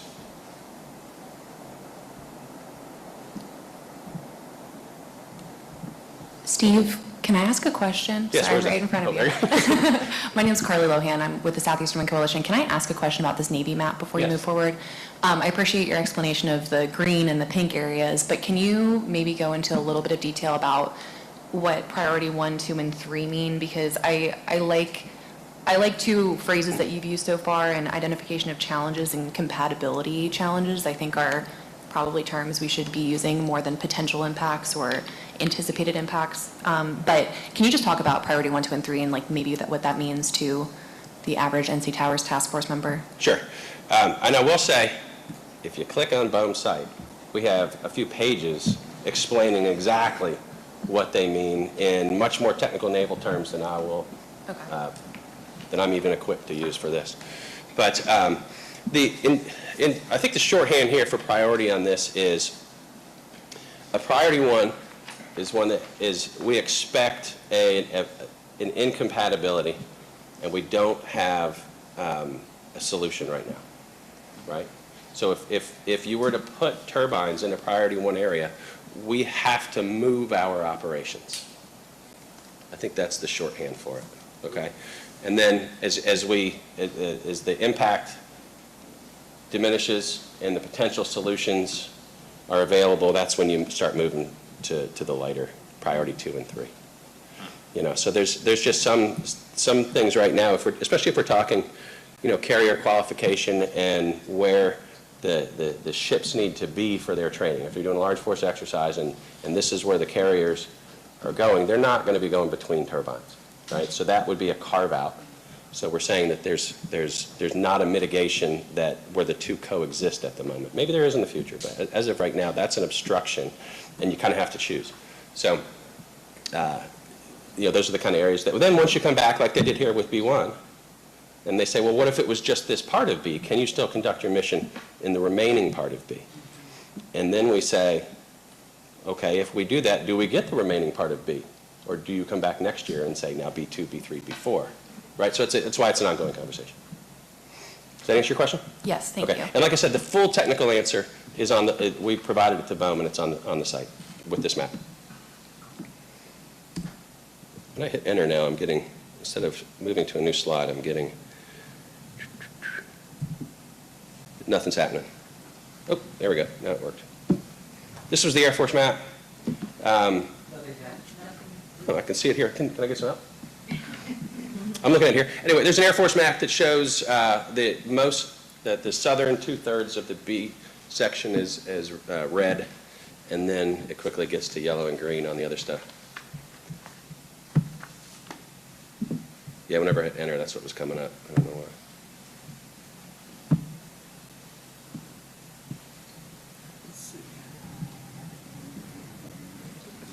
Looks good to me. Thank you.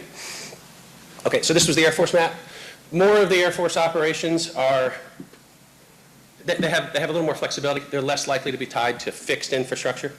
But in that section B, there is a lot of live fire. So, you know, that's an issue. And once again, this has priority 1 to 6, and definitions are all there with this map on BOEM's Central Atlantic website. This just to show, I mean, we've been a party to all of these discussions. We've been part of BOEM's process. We've been working with them to find the areas of least resistance. We know that's going to get harder. You know, when we worked in places like California, you can push them north, you know, 300 or 400 miles, and they're still in California. Recognize here for Central Atlantic, there were 4 states. So that adds a wrinkle of complexity to BOEM's challenge. But we try to, people ask us this a lot, so I'll address it. People ask if, I can ask myself a question, right? Do we consider state goals in our response? And kind of no, because we're giving the military analysis, right?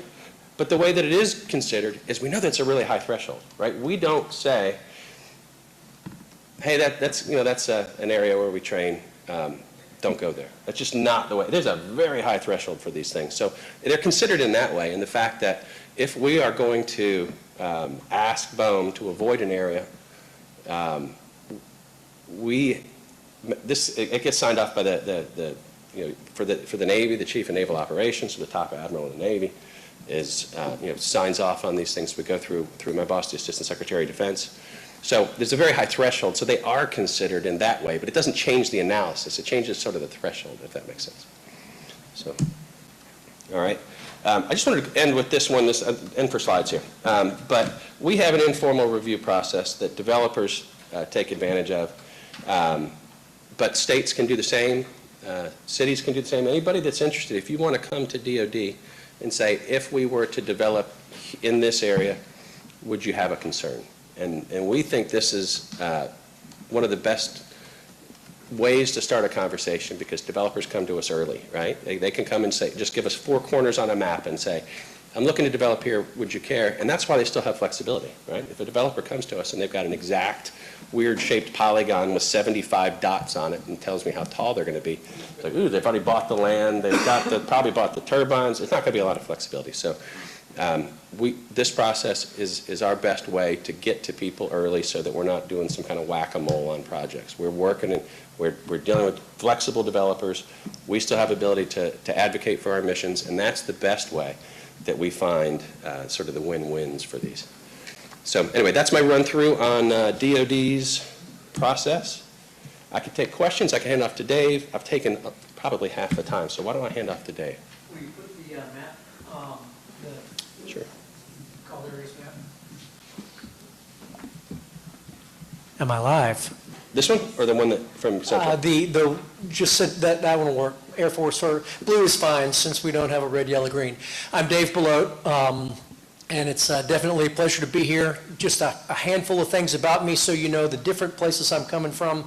I'm a Virginia Beach native and a Dare County property owner who desperately wants to see this area become the centerpiece of a mid-Atlantic wind industry. I am, as Marquetta kindly said, a retired F-16 pilot who got into this world completely by accident. Nobody could create my career path that led me to Nellis Air Force Base, negotiating the site of a concentrating solar power tower just outside, Tonopah, which got me the notice of the Deputy Undersecretary of Defense, who after I retired twisted my arm and said, please come and do renewable energy siting policy for me. I told her no. There was no way I was going to a Pentagon cubicle after retiring from the Air Force. And 4 months later, when I still didn't have a job, my wife said, take the damn job and go to the Pentagon and get a paycheck again. So that, in a very short way, is how I got to this position. Steve at the time was working for the Air Force, and his then boss is my business partner in a unique role. Tongue-in-cheek, I say we translate Pentagonese for the wind and solar industry. He and I, as well as Steve, were involved in publishing the federal rule that the entire industry uses to get to the answers. We figured out we needed this process, and an Air Force or a DOD lawyer said, hey, have you ever heard of the Administrative Procedures Act? I said, no, but something tells me I'm about to. Yeah, if you are going to create an office inside the Pentagon that deals with private sector businesses, you got to tell them how to do it, so write a federal rule. So Title 32, Code of Federal Regulations, Part 211, is what governs the whole process, and everything that Steve has talked about is captured in federal law, Title 10, United States Code, Section 183 Alpha. So, I translate for the private sector side, and let me emphasize, I do not speak for Steve, I don't speak for DOD. I try to help wind companies get through this. I represent Duke for dealing with the Pentagon when it comes to Carolina Long Bay. I have a client who will remain nameless at this point, who is trying to compete in the central Atlantic call areas. And until December the 31st, I represented the American Clean Power Association that was on retainer. And so I drafted 3 different versions of industry's comments back to BOEM when these areas were first published. And in the very first one, I told the truth. This is exactly what we need to talk about. This is exactly what we need DOD to analyze. Please, let's dig deep here.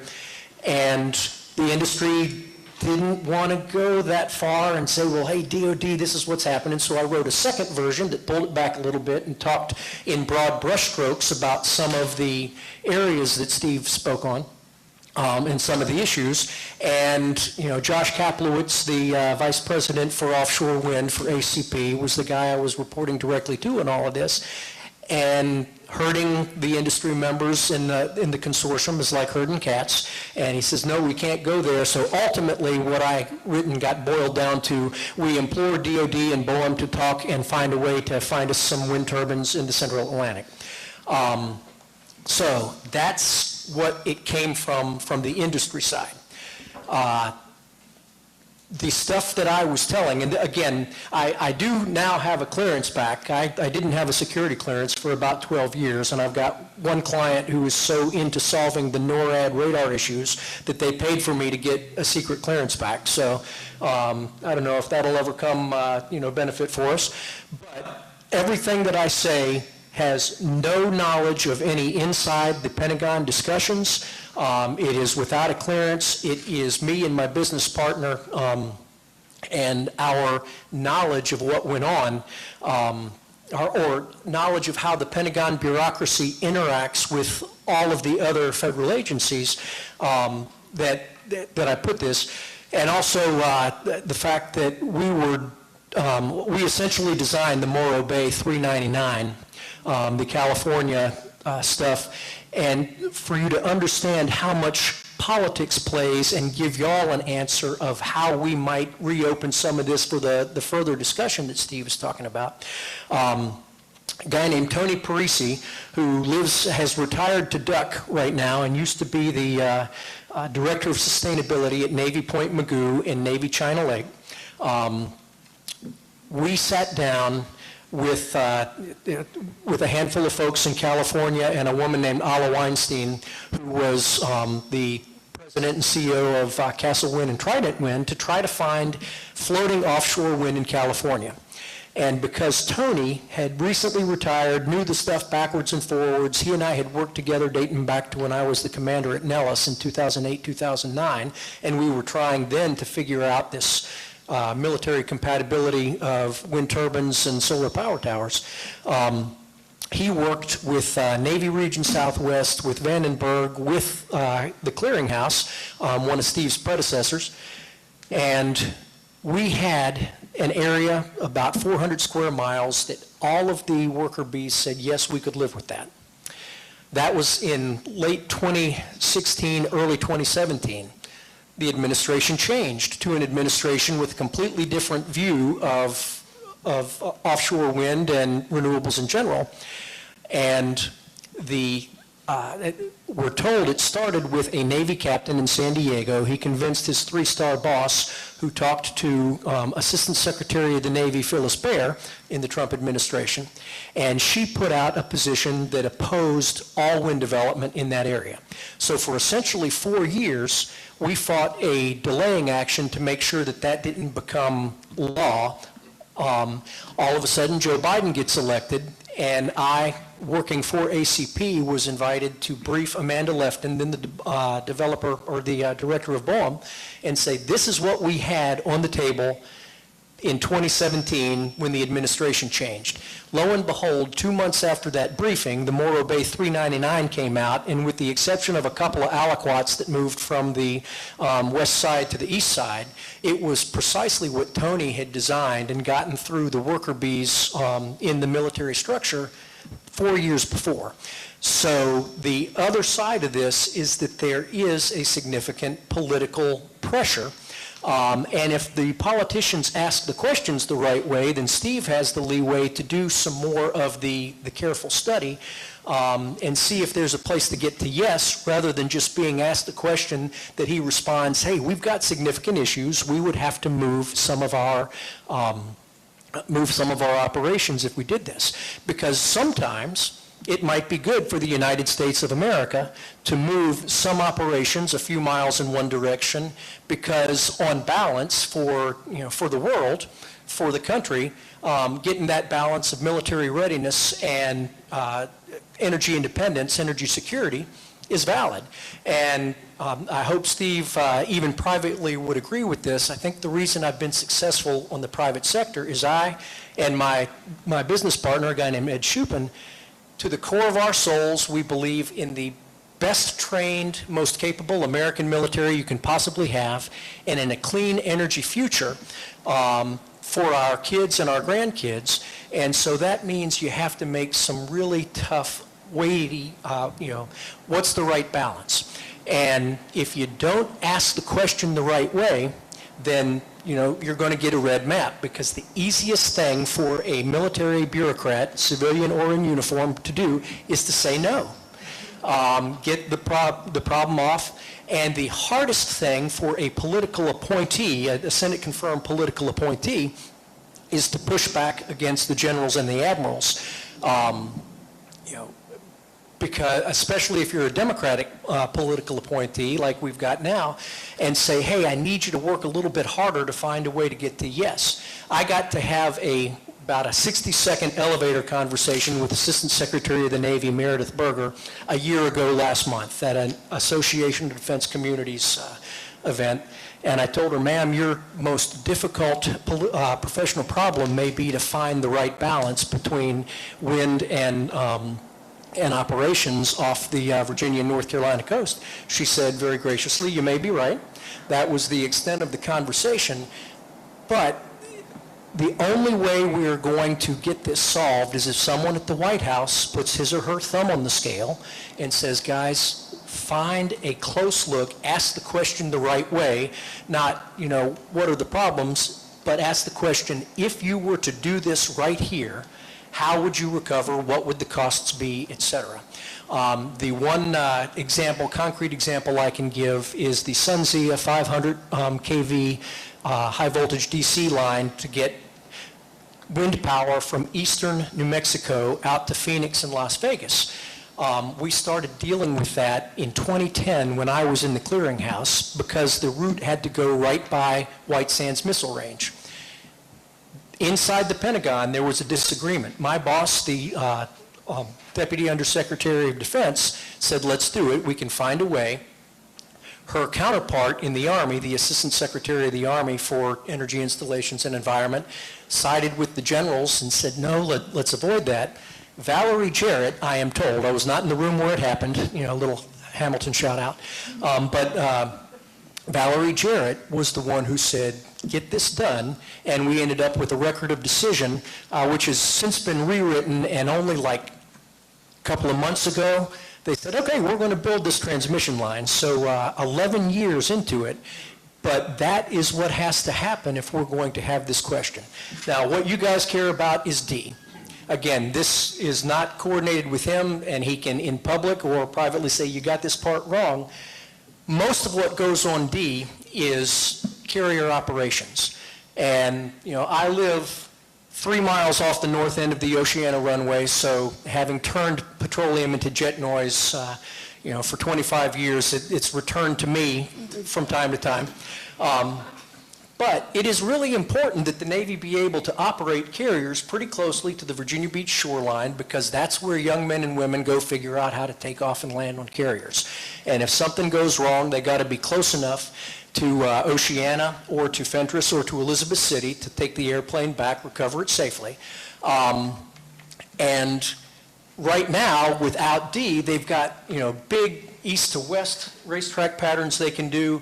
And I got to fly this in the simulator at Oceana because I know one of the previous, commanders at Oceana. But it's very important. However, yes, they would have to move, priority one, they would have to move some important operations to get something into D. But unless we ask the question the right way, we can't know what would that cost if we were to move them 20 miles farther to the east or, to the southeast. How much is the additional fuel cost for aircraft? How much is the additional fuel cost for the carriers? Would you lose any particular sortie capability because of weather? What is the quantification of additional risk to that young pilot who might have a little bit of a hard time, if you are 10 miles farther away from Oceana or Fentress? That's where we have to be if we want to get, find, is there a place to get to yes off of North Carolina and to add into D? But as you can tell from what I've said, there is a lot of analysis, a lot of case-by-case, very focused analysis that has to be done. And as long as you let the incredibly patriotic, smart, focused, and terribly overworked and under-resourced bureaucrats in the Pentagon and DOI, unless you phrase the question the right way and give them the resources to answer it, we won't get there. So let me stop there. Do you, anything that I missed that's important on on the questions that we have to ask if we're going to do more in the Atlantic? Well, I mean, you offer an educated, experienced perspective on a lot of those back and forth, so I'm not going to weigh in on that stuff. That's not for me to co-sign. But the part that I think you're getting to here about the reduced areas, or like when we're looking at all of D, is it a different answer for if there was a piece of D or something like that? So, that's a conversation that we have to have with BOEM, right? Because it's not really, you've got two stakeholders negotiating with each other on what could work, but it's BOEM's call, right? So it's not really, we don't have anything to give each other right there, other than, we could have a conversation to figure out each other's perspectives better, so that we can advocate for them together in front of BOEM. So, I mean, is that what you're asking right there? Pretty much. Yeah. And it's 100% true. DOD has no decision authority on the Outer Continental Shelf. DOD on land, it's the FAA. DOD is a cooperating agency that provides advice and a position to the decision maker. It is also true that DOD is the 800-pound gorilla inside official DC.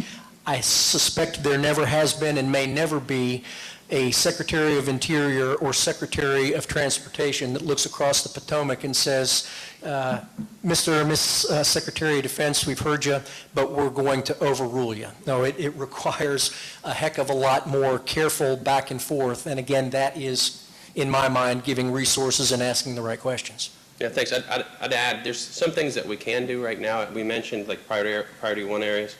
After Carly was talking about that, with when there's not a solution. So let me just tell you a couple of the solutions that we have been able to employ in areas where we find a conflict. So curtailment is when they don't lock up the blades. They essentially slow them down to a point where they're spinning less than one rotation a minute, so it stops the electromagnetic impact. So that's good for launch events or emergencies. We sign agreements with developers that set what the limits on how much curtailment we would need, how much notice they get, and under what circumstances we would ask for that. So the developers can look at that almost like weather, right? If they know an area, how much they're going to have to curtail the blades because of tropical storms or hurricanes. This is sort of the same sort of analysis that they work through. So we've done curtailment agreements. We've done, where I mentioned that there's concerns about what could be seen or sensed from a national defense perspective from these facilities. There's developers that have signed agreements with us that allow us to vet any vendors or other folks that would have access to the site or to the data. So we've worked through that. We've come up with a solution for surveillance radar that NORAD uses that costs about $80,000.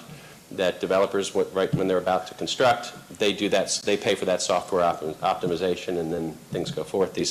Given that like the New York, New Jersey leases alone were $4.5 billion, if you can get the Pentagon to go away for $80,000, I think you do that pretty quickly. So developers have been pleased enough to do that.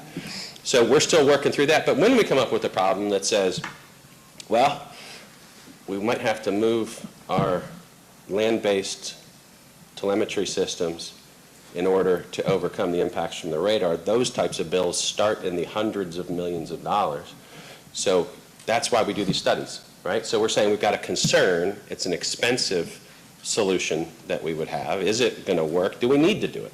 So that's why we kick off these studies, because those things are a little bit tougher to say, yeah, we could do it, but it's going to cost us $500 million. I'm just making up a number. But that's the magnitude of some of those problems. So that's why we study them, to find out when we get to those down the road, do we have a solution, or as much of a problem as we fear. So, any questions? Let me add one quick thing to that so you all understand. When he talks about developers being able to pay $80,000, that is a critical factor or a feature of Title 10 United States Code, Section 183 Alpha. For energy projects, a developer may offer a voluntary contribution for mitigation. It is not the standard. It's, we work it very carefully from both sides to make sure it's not a quid pro quo, but they say, okay, we are going to impact this particular radar, and so let us offer money, because the physicists and radar engineers understand what's happening in the, radar processor, and they know, how to fix it. So we write that check. I would say that while, moving all of Wallops Island and its incredible, suite of test stuff would probably be in the hundreds of billions of dollars, some of these telemetry pieces, data links, could potentially be put on an offshore wind substation. And so my business partner and I are, shopping ideas around that could allow, that type of development, stick a data link, put some appropriate security there. There are some serious things that we would have to figure out.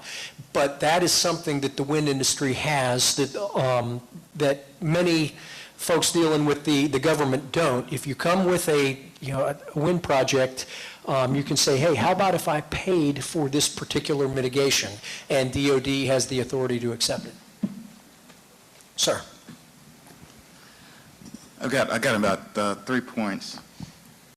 One is that I think we have found a way here to put the cart in front of the horse. What started this development of energy and the locations was where the wind is. We just didn't pick these spots because there was this nice place to establish turbines. It was where the wind. When we said that we were going to go to clean energy, and the government, not just DOD, but the government says that we were going to do this, we also involved the states where the best wind was to provide MOU to move that. So it's not a matter of if, it's wind, and how we're going to mitigate the things that currently exist. Now, if you would talk to Southcom as part of a part that I work with at the Joint Staff, their mitigations, their problems with drug trafficking and that.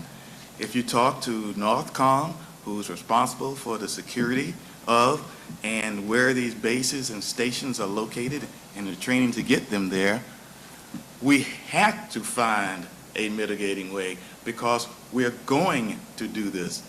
This is what the problem is. So when we add in the politics of this, we put the base commanders at risk here because they're the one accepting that we can't do this because of training, but their boss has already signed an agreement that we're going to do this.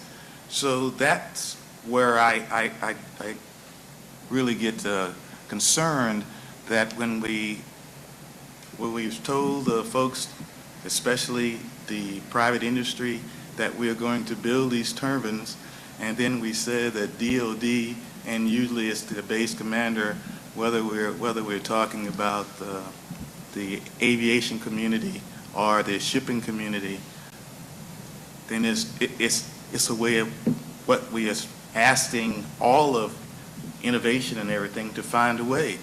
The argument that we put forth out of Southcom when they were saying that they couldn't be there is because they was talking about line of sight. Hell, we've been doing Omni recognition long before we did direct sight. So I'm just concerned that I don't want to leave this task force with the thoughts that, because of the concerns that we have in DNC, that we are not going to find a solution because that's what the direction has been. Find a solution because we've got to do both. And so is it a delay? Yes. But it's just not, it's just not a solution. Yeah, well, I mean. Sorry, that was a little bit loud. Thank you, Dave and Steve. I think you've done a really great job of explaining the many layers of this process. And I have a couple comments and maybe a question for you, Dave. We'll see. But I think that when Bowen put out that press release last week, everybody was just very confused. It was very vague, and it was kind of up in the air about whether those 3 WIAs were it, if there was going to be more, if there wasn't, how, and what the military compatibility concerns were. And this is my understanding of it, and I think I kind of want to verify with you both that my thought process is right. But I think that it's safe to say that areas A, B, and C north of North Carolina had a bit of a priority in all kinds of conversations around that WIA identification. Virginia has the BCEA, and Maryland has just codified 8.5 gigawatt goal of offshore wind by 2030. And that's where North Carolina is in a little bit of a different situation. We don't necessarily have that offtake process solidified like some other states do. With that being said, I think it's, again, this is just kind of conversations I've had with various people, with Bowen, with other people involved in the industry, but it seems like that maybe for the case for Area D was not that the conversations with the DoD didn't happen and red label was slapped on that area and it was a no, but more robust conversations have to happen moving forward. And there's an opportunity for those to happen. And I think that while a lot of folks in North Carolina were very frustrated with Area D not being included in that BOEM Central Atlantic WIA last week, I think that there's also a balance that we need to pay attention to of, while yes, North Carolina needs to some degree be a squeaky wheel and make noise, that we still want to see offshore wind and that this is something we're committed to doing, whether or not we have codified goals or, different legislation than other states. I think it also has to be balanced with going into it with the idea of compatibility and cooperation and partnership in that process, and just making sure that the door is open for future conversations. I don't want anybody to leave this meeting or leave, reading a BOEM press release or a news article saying the military is the reason that D didn't happen and that's the end of the story. I think that if there's anything I want everybody to take home today, it's that there is opportunity for collaboration and for conversation, and I think it's a matter of North Carolina finding the right ways to make that happen, and like Dave said, asking the right questions in the right way, because there are so many layers to this conversation, and it's not easy to, the way that the BOEM process works, they start with that giant call area, they look for commercial interest, and they narrow down, and they start with the big stakeholders like DoD and Coast Guard, and then they kind of work their way down and find those little lease areas that are in yes areas or no areas. So, while sometimes it feels like the process is backwards, that is the process that we have, and then the process we have to work with. Something else that I wanted to say, just to flag for everybody, the Gulf of Mexico has kind of navigated, not necessarily military issues, but different phases of leasing in an interesting way.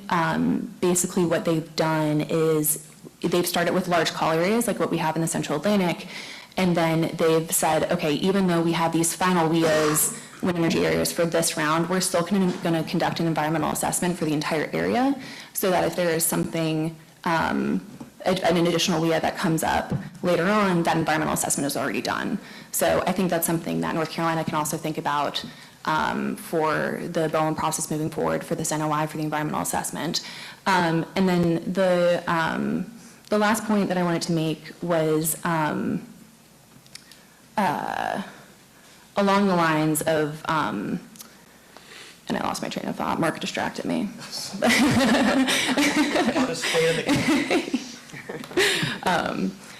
Yeah, but anyway, so I kind of want to get your thought process on how we move forward and how we ask questions in the right way and the many layers of that process, and that's something I want everybody to think about. I wanted to talk about the Gulf thing, and there was definitely one other thing, but it'll come to my mind. If it comes to my mind, I'll let you know. Thanks, Mark. I don't think, and this plays off of something Steve said during his remarks, I don't think the state goal really comes into it. Mm-hmm. It is having politicals of both parties getting people back to the table, and again, giving the overworked, understaffed, under-resourced teams in, DOD and DOI, the stuff they need to answer these questions. Bureaucrats can use DOD as an excuse. In my experience, it has been frequently with the FAA, and also with BLM, the land-based counterpart to BOEM.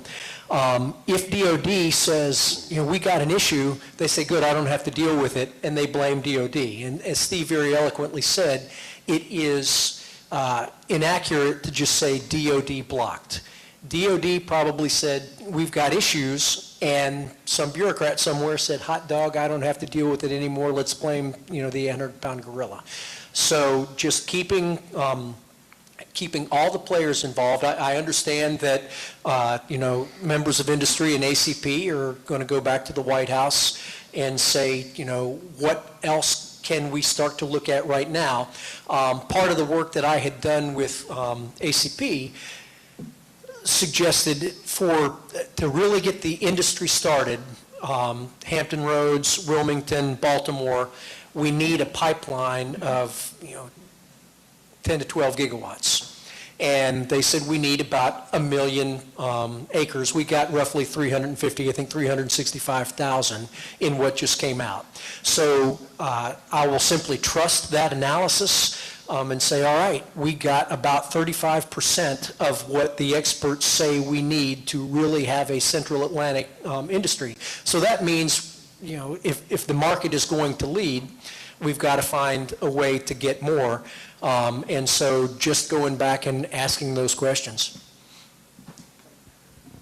Yep. Well said. And we're here working through these things, and that's why we're part of the conversation for this. So, now, and there was some question about the state goals going into it, and I just want to clarify, that was a discussion on the military impact statement, right? We don't change, because they all come together, so I'm sure the state, BOEM has to answer for how they overlay everybody's equities and do that. I would be shocked if state goals weren't part of that. But that doesn't change the military analysis. One says we each have to advocate for our part, but we have to understand each other's positions so that we can try to find those solutions. Because when we're working through some of these things with energy developers, I don't know what's always possible. Right? The old way is we do this on land, and we tell the developer move 10 miles to the west, and they say, well, I don't own that land, and they tell us to go fly 10 miles to the east, and we say, well, we don't have military airspace there, so let's try something else. So we're working through it, so try to figure out what each other's perspectives, so we can, when we identify the challenges, we can hopefully have a solution with it too. So. Do we have additional questions or comments for Dave and Steve?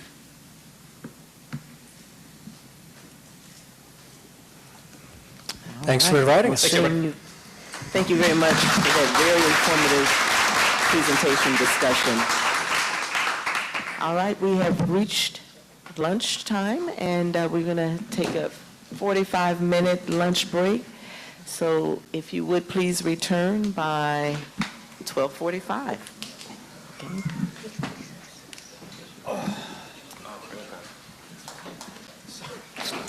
Dave and Steve, thank you for that very informative discussion. It's okay, it's not important. Sharon. Do you have the roll call? I think this was a presentation. I didn't look on this. I can go get it. Here you go. Hold on a second. Ready, go.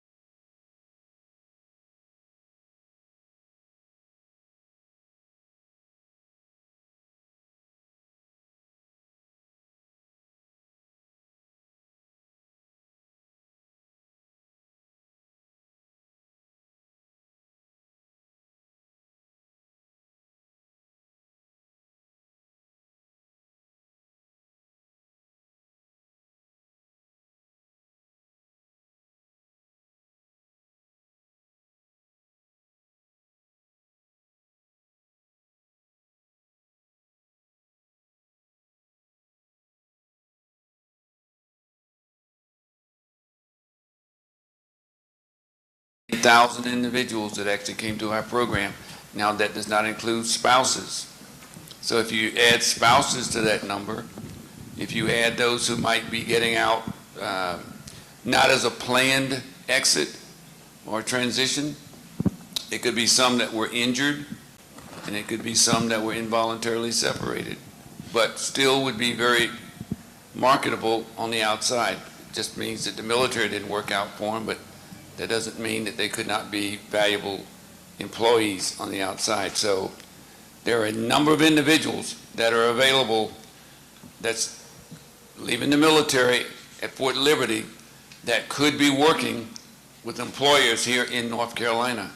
And we'll talk certainly more about, since we talk about wind towers, we have a program that train individuals to work on wind towers right there on Fort Liberty.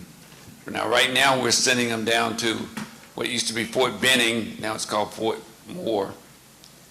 But we've sent over 170 some service members down to Fort Moore to be trained to work on wind towers. And we also have permission from the Historical Society here in North Carolina that we're going to actually erect a 24-foot tower on Fort Liberty to provide the training for these individuals to work on wind towers. And we've already had at least 15 to 17 individuals that have completed our program that is now working for one of the 10 companies that's involved in the wind towers here in North Carolina. Thanks, Bill. I'm Scott McCosh, Senior Director of Military and Veteran Programs here at Fayetteville Technical Community College, and elated to have you all on one of our campuses today. It's our goal to get all 10,000 of those transitioning folks from Fort Liberty, we'll share maybe 1,000 with FSU, into one of our programs to educate those folks and make them ready for the workforce. So at Fayetteville Tech, we're part of the 58 strong community colleges across North Carolina that are involved intricately every day in workforce development.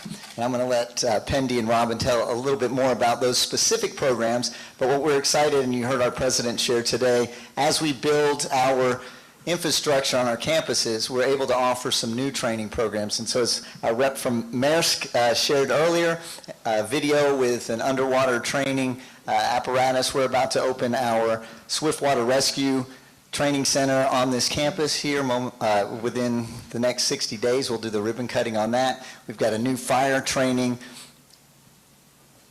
actual lab that we're going to be opening on this campus as well that's going to talk about chemical fires. Again, skills that relate to offshore wind, most definitely. So excited to be involved in the conversation. Good afternoon. I am Demetrius Fairley. I am a Veterans Employment Consultant with NCTOWERS. I am located on Fort Liberty as well, and my job is basically to ensure that transitioning service members, veterans, and eligible spouses are job ready, and that looks different for everyone. So it may be resume assistance, interview prep, dress and appearance, or they may have other barriers that they need to address. So we'll address those barriers and then focus on their employment needs as well. Good afternoon. My name is Pendy Eldridge, and I'm the Transition Tech Recruiter for Fayetteville Technical Community College. I have 27 years of higher education experience, with the last 7 being working with our transitioning military and veterans. We provide 11 different programs that transition service members and veterans can enroll to earn industry or industry certifications or credentials to assist them in seeking employment once they exit the military. Currently, since we began in 2014, we've served over 4,500 transitioning service members and veterans. My name is Robin Newman. Whoa, hello. Robin Newman. I'm the Assistant Director for Military and Veteran Programs. I run the day-to-day operations in the All-American Veterans Center at our main campus. So I work with transitioning military veterans and their dependents to use their GI Bill benefits, dependents education assistance, tuition assistance to attend FTCC in one of our curriculum programs. A lot of the curriculum programs that we have are directly related to engineering, cybersecurity, all things that transitioning military members can use towards wind power. So going last after all the shininess. My name is Patrick Stevenson. I'm the Assistant Director of Admissions at Fayetteville State University, and my job is simply to help our military members understand their options. Even if that's not necessarily for them, it can be for their family members. So all of our military-connected students, knowing how to use your benefits, knowing how to apply your benefits, and then going and using those, whether that's in the field of STEM, whether that's in the field of cybersecurity, whether that's in another related field, trying to use those transferable skills you learn in the military in the job market or in the civilian world. Oh, thanks. Thank you, panel. As you guys can see, we have a wonderful panel here that touch the education piece as well as the employment piece for our transitioning military members. Now, DMVA partners with every one of these agencies and these educational institutions. A big part of the work that we do at DMVA is connecting our transitioning service members and their veterans and their families to federal programs and benefits, state programs and agencies and things that can serve them, and local and nonprofits. So DMVA, Transition Services, we're the connector. We're the connecting piece. So thanks to Secretary Gaskin being so passionate and understanding the tremendous amount of transitioning service members and there being a gap there at the state level, we really jumped in under his leadership to grab this transition space and see how we can work it. And now, understanding the magnitude of how many people we're talking about, this in the wonderful field of wind energy, we really need to step into this. And when you think about the fact that 40% of service members leaving go out after their first enlistment, we're talking about a lot of really young individuals in their early 20s. And these are people who don't mind being 100 feet in the air, okay? A lot of them are willing to do that. They're still, ready to go and do something. Maybe they don't want to go to school.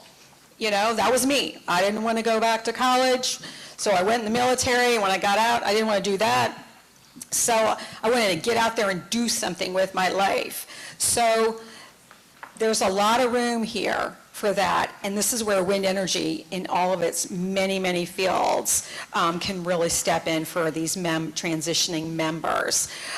So I would like to now have each of you describe in a little more in depth, okay, about the various trainings and programs that you have as they relate to clean energy.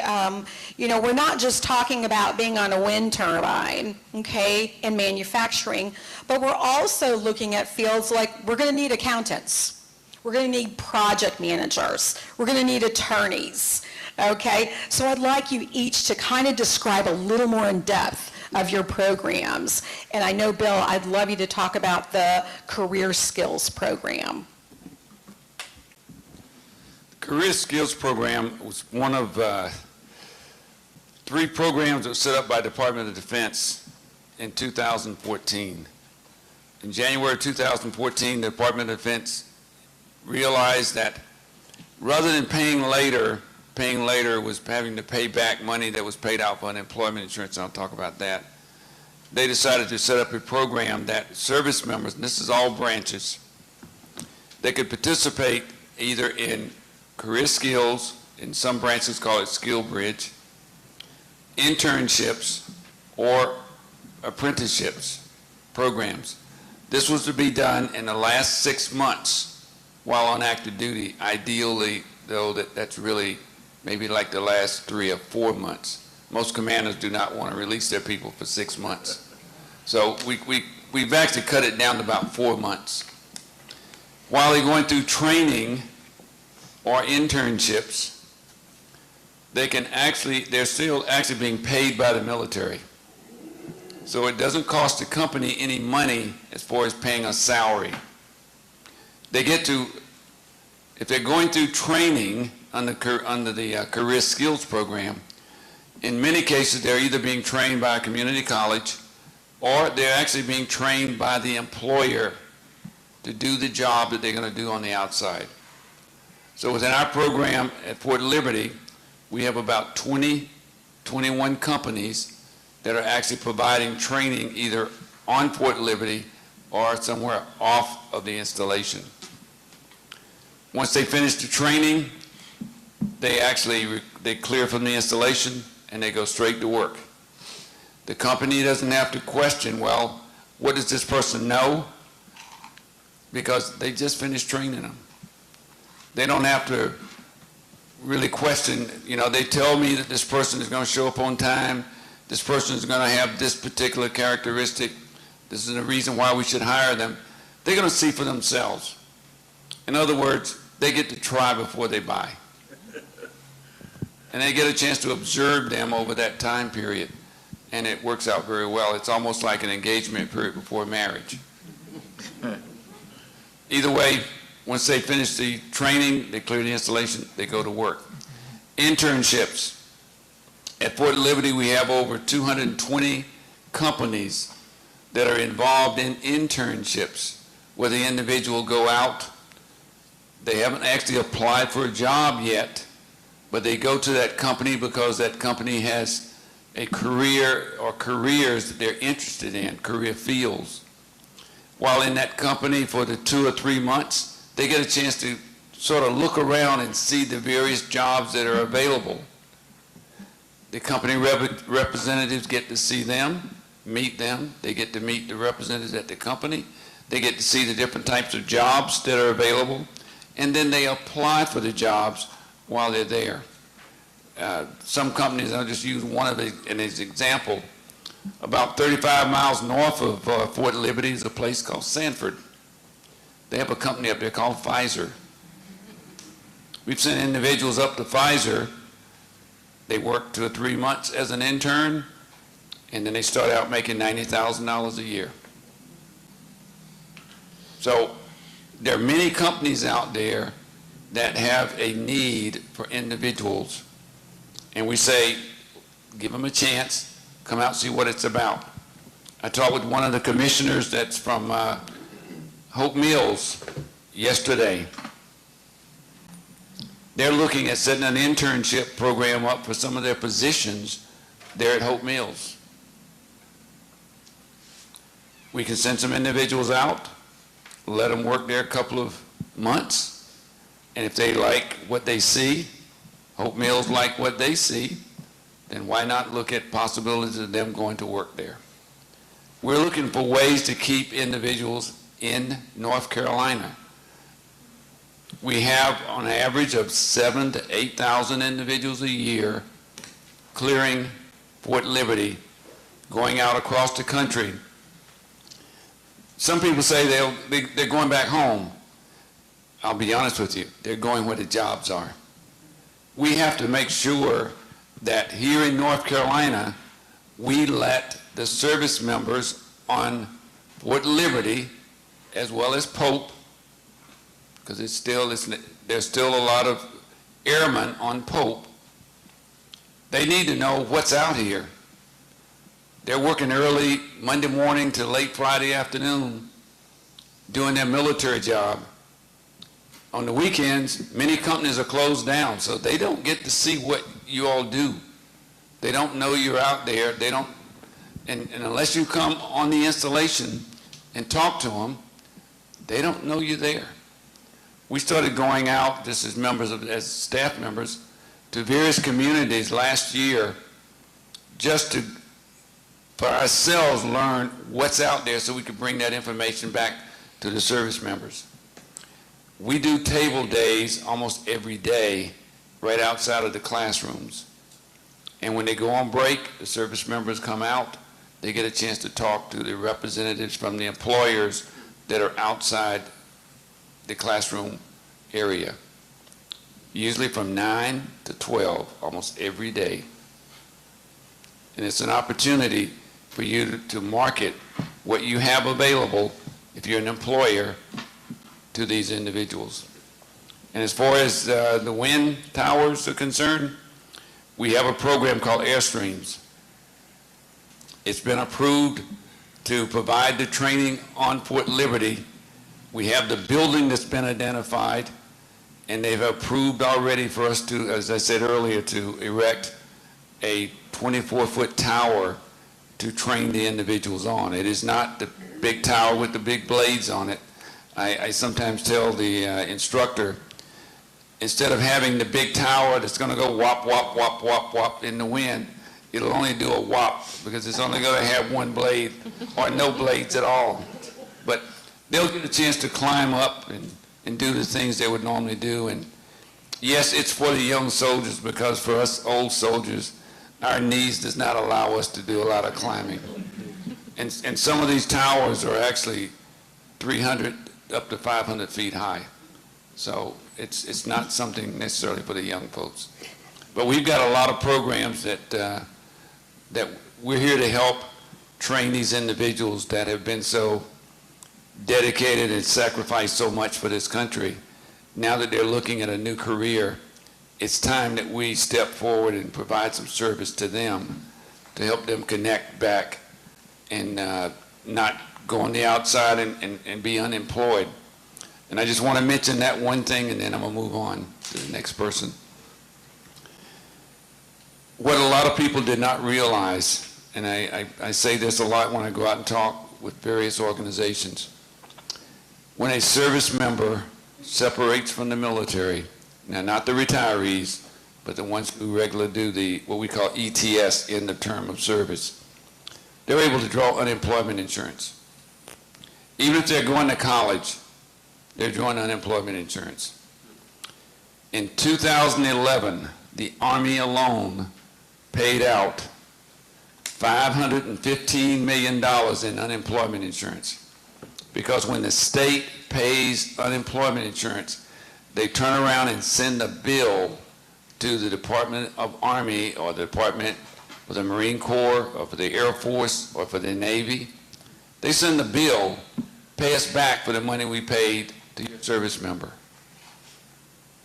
This past year, for the first quarter, the Army only paid $14 million. And it's been because of the programs that we're putting in place to help these service members before they leave, so they will have a job when they leave. There's no reason for a person to separate from the military nowadays and not have a job lined up. Or if they're going to school, have a school already identified and possibly already accepted. So join us, help these persons who've given so much for their country. They need our help for their next career.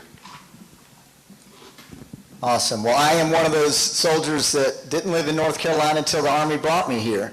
And I ETS'd in 2011 from active duty and started my career in the Pennsylvania Army National Guard. Spent about 8 years on active duty, and I've been in the reserves ever since, where I continue to serve, now as a resident of North Carolina, and had the joy of working at Fayetteville Tech as part of being a state employee now. So I'm one of those statistics that Bill talks about, being able to plant yourself somewhere, utilize the skills that you have gained in the military, and move forward. Fayetteville Tech has nearly 200 curriculum programs. I'm going to let Robin speak to some of those, that skilled trades and other areas that absolutely fall right in line with what you all are looking at when we talk about clean energy and wind here in North Carolina. Pendy will talk about her programs, short-term certifications to get people ready and educated. I want to share a little bit about an effort that I've been a part of called the Carolina Cyber Network. The National Cyber Defense Plan just came out, was published, I believe, last week. Page 16 in there, it lists partnerships, public-private partnerships that are working in cyber defense. And the Carolina Cyber Network is the first one listed. They don't do it alphabetically. They talk about, hey, the impact we're making. We have 3 HBCUs here in North Carolina that are partnering with us: Fayetteville State, North Carolina A&T, Elizabeth City State, and we also have a small private college out at Montreat, as well as 14 community colleges, and we're about to pick up UNCW. Why do I say that? Because I've heard AI mentioned today. When we do the whop, whop, whop and produce electricity, it's got to go on a grid that needs to be protected. And so cyber defense is absolutely critical. And we are partnering at Fayetteville Tech in some really broad and innovative ways with U.S. Cybercom, with partners throughout the state and the nation. We're a NSA, Center for Academic Excellence, when we talk about cyber education. And so I hope that as you talk and think about workforce development, as was mentioned earlier, we think about things in a really broad spectrum and realize that while indeed we have welding at Fayetteville Tech, we also have cyber education, and it's exciting to have the breadth of those programs and to offer them here locally for our folks, and in particular our transitioning military. I want to give one last plug for the reserve component, because Bill talks about those folks transitioning out of the active duty, but the North Carolina National Guard is a great resource to partner, and they do all kinds of innovative things here across the state that connect with what we're talking about in clean energy.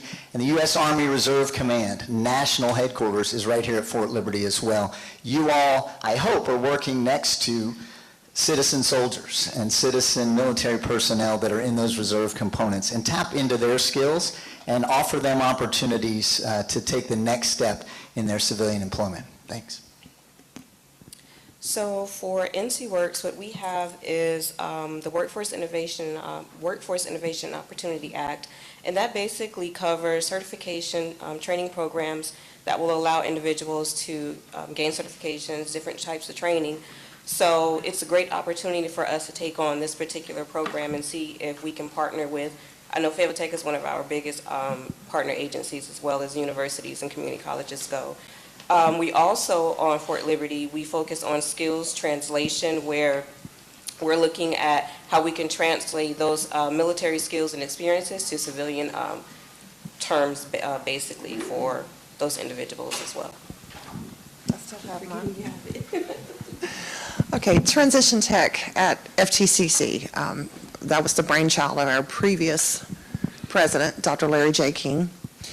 And we grew from one program in 2014 to currently we have 11 different programs. Several of those would be able to support employment opportunities within the wind turbine careers.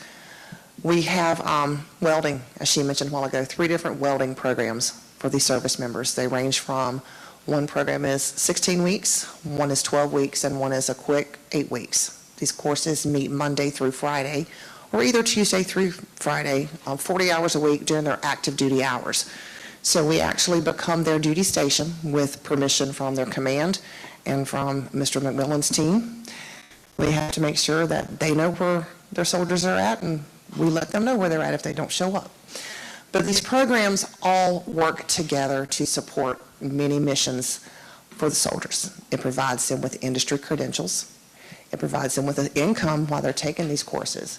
And then we follow up with employment opportunities at the end of the class. We have a career development center that will help the service members with their resumes. It will help them with their job searches.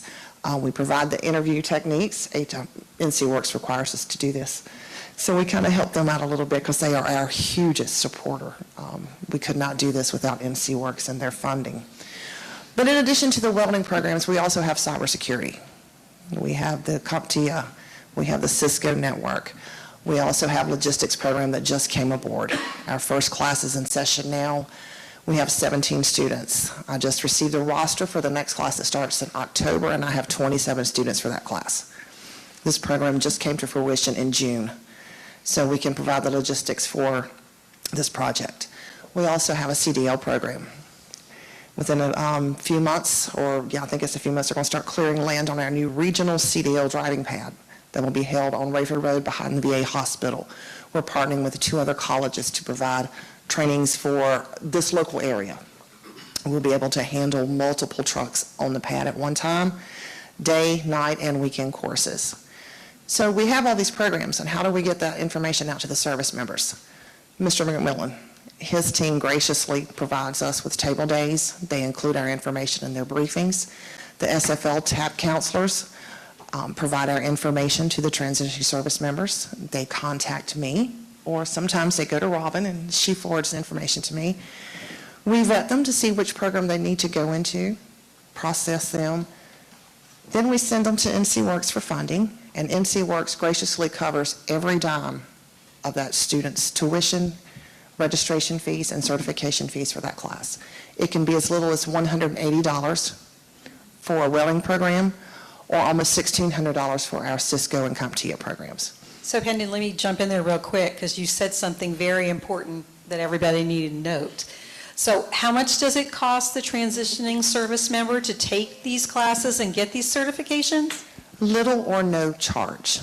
We do not touch their GI Bill. The only two courses that the service member must pay for is our CDL program. We provide registration and we provide assistance for the registration fee and their maintenance fee. But their fees for their DOT physical, what they have to pay at the DMV, we can't pay that for them. They have to self-pay that. But luckily, so far, we've had scholarship funds that once they pay for that, they can bring us their receipts and we can reimburse them.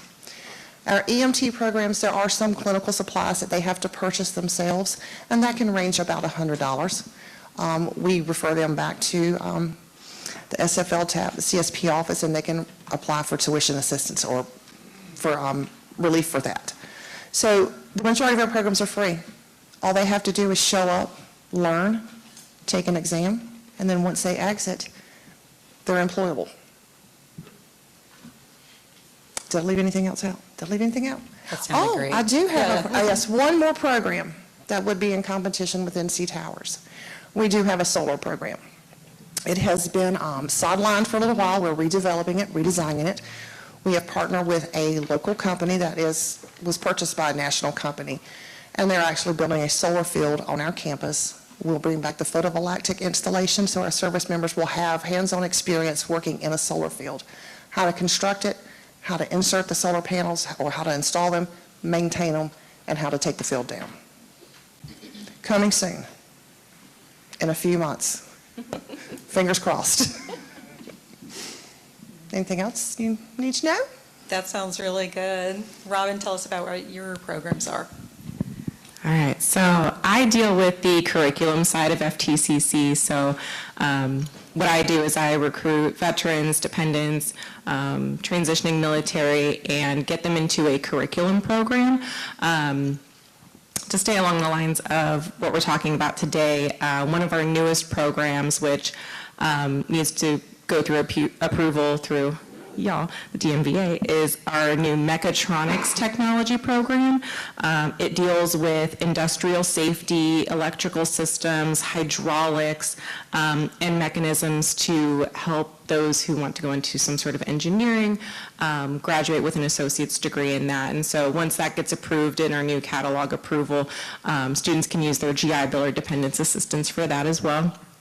And then you did mention that, you'll need all sorts of different types of trades. So on top of mechatronics and how that would apply, we also have our business programs. So we have marketing, public relations, human resources. Those are all things that need to go into a good business.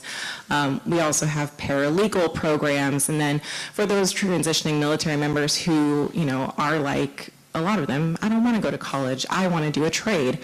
We have those as well. Our welding program has a curriculum as well as a continuing education component as well, so that if they want to use their GI Bill and get paid to go to school, get their tuition paid for, they can do our welding diploma as well.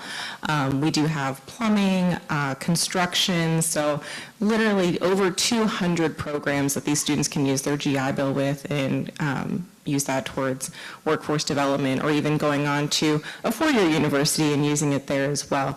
One of the bigger programs that we also have for transitioning military is our system security and analysis program, which Scott kind of touched on a little bit. Cybersecurity is huge and it's getting bigger. We have an amazing cyber lab in the general classroom building, which is where our office is as well. And a lot of members are going into those IT fields. We also have network administration, which is definitely necessary for big projects like this, network management, all sorts of IT programs that are becoming increasingly more popular among our military students. Well, so at Fayetteville State, what we do for our students, specifically our military-connected students, is we try to give them a space where they can use the talents and skills they gain in the military to form a career either on their way transitioning out or while they're still in the service. We're one of 7 schools to have a robotics program with NASA. Our students get to work on the land rovers. We work with coding, so if you have students who are electronically inclined, they want to work with coding. Even some students, and we see this a lot because I just had a guy come talk to me in my office about working with video games. So he was transitioning out of the military, he wanted to work with video games. We do business, so when we talk about our business program, we teach our students stock, bond, and trade all in real time in our College of Business and Economics lab. So we have a fully functioning lab. It looks just like Wall Street. So when our students talk about investing, and if you invest wrong, it turns out really bad. So we try to make sure our students understand what it looks like to invest in a company, especially when you have a lot of dollars going into, let's say, for example, you're getting out and you want to invest in Amazon. You want to invest in a lot of these places that you spend a lot of your money on. Knowing how to do that properly is important for us at Fayetteville State University, but also we're a family environment. So when we talk about the benefits that military members use, you may have your GI Bill, your Chapter 33, your Chapter 35, or on the other side, you may have kids and they need to go to school too, even if you're like, man, look, I've done my 20 years, I'm done. I'm not doing anything else.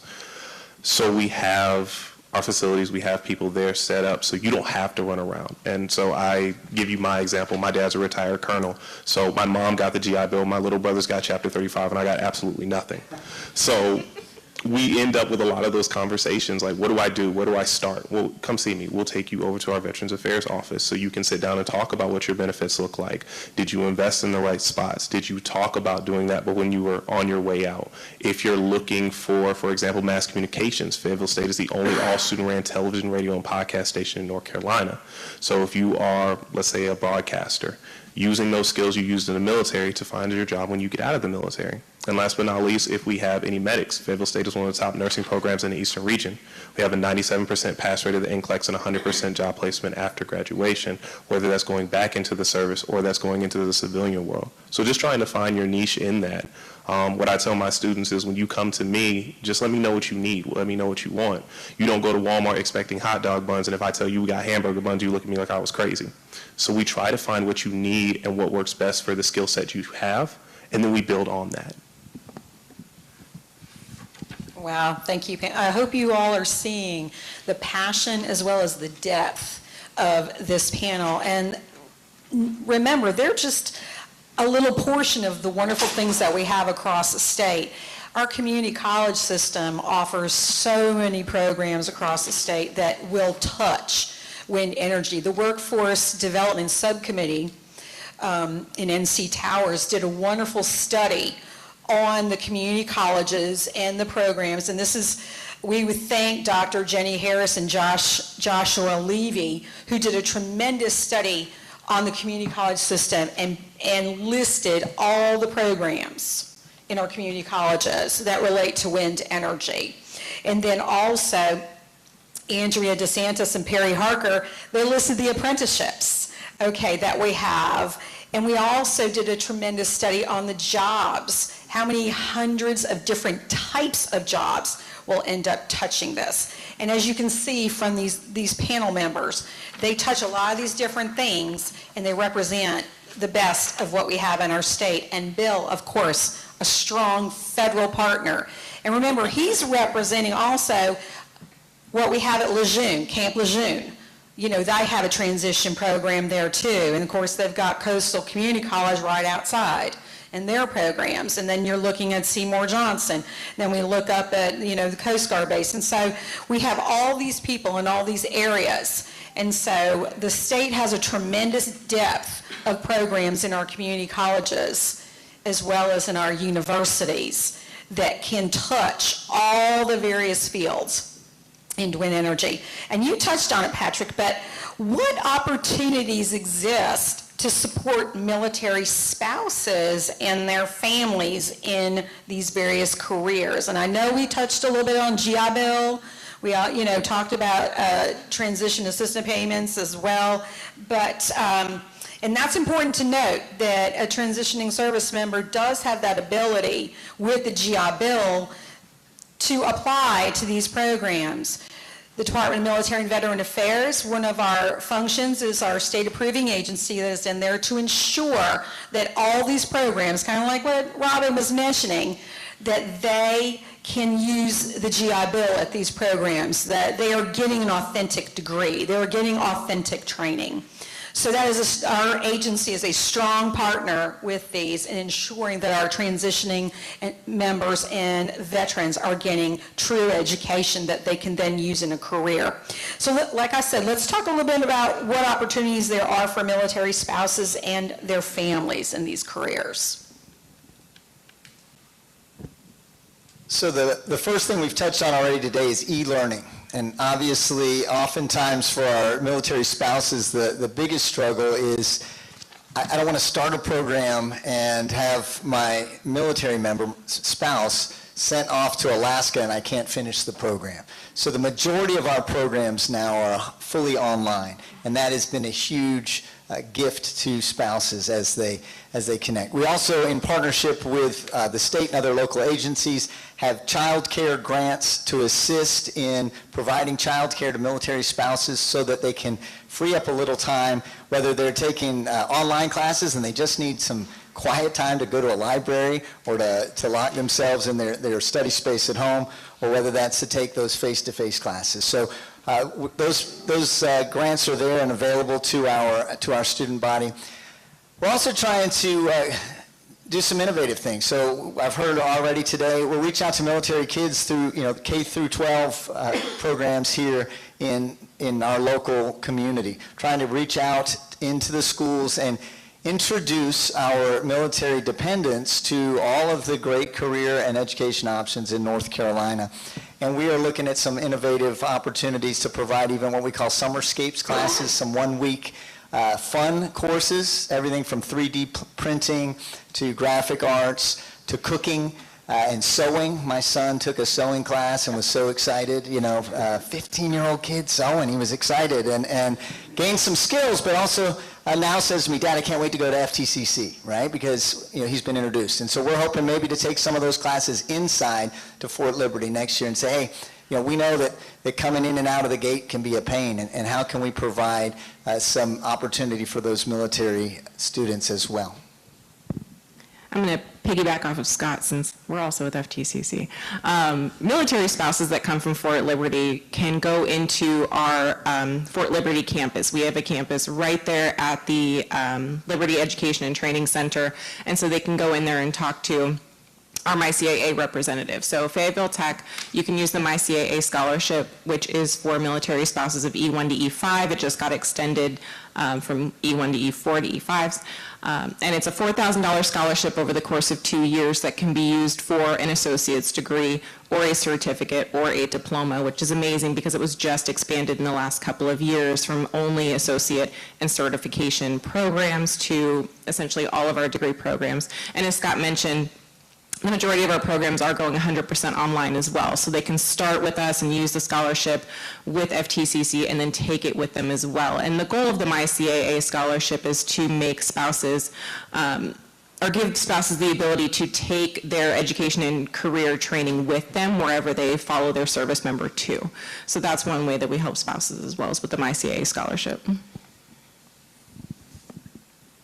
So at Fayetteville State, we, again, working in Fayetteville, we have the Military Connected Scholarships or the Military Tuition Scholarship. So if you are military connected, active duty retiree, dependent, and the benefits just aren't there. So your GI Bill is gone, Chapter 33, Chapter 35 may not be coming in time. As long as you're not using one of those benefits, your tuition is free at Fayetteville State. So whether you are the spouse, the active duty, the retiree, even the kids, and that's just a big deal because, one, you probably aren't staying on campus because you have life going on. So most students will only pay for the fees, which include your books and everything else that goes into being a student. So once you take away that tuition, and we are NC Promise School, so that's $500 in tuition. So when we're talking about your benefits, we go ahead and shorten that amount up. So you're not using the thousands upon thousands of dollars and they don't run out as fast.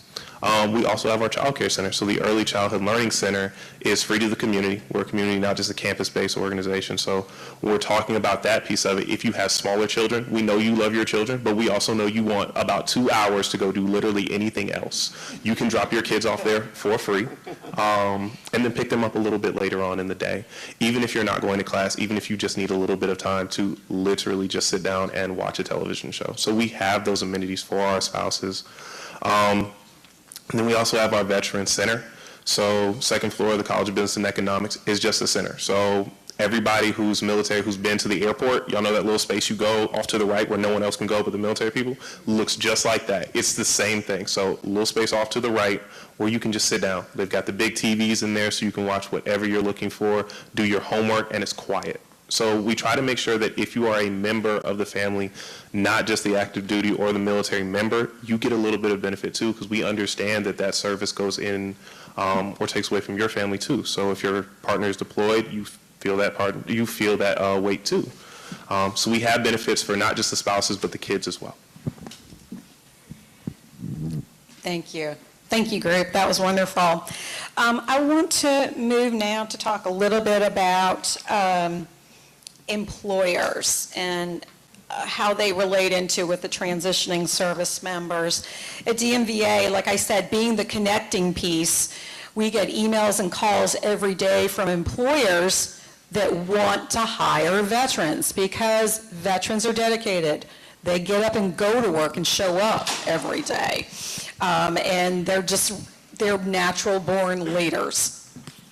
So we're the connecting piece for that. But I want to know, and this ties into what Bill said as he was talking about Airstream, who is a training piece, and they do provide the Global Wind Organization safety training certificates. Airstream does, so we're very excited about Airstream being here and being a part of the career skills program at Fort Liberty. And also they have expressed that they are going to build on the eastern part of North Carolina within a year, a training center.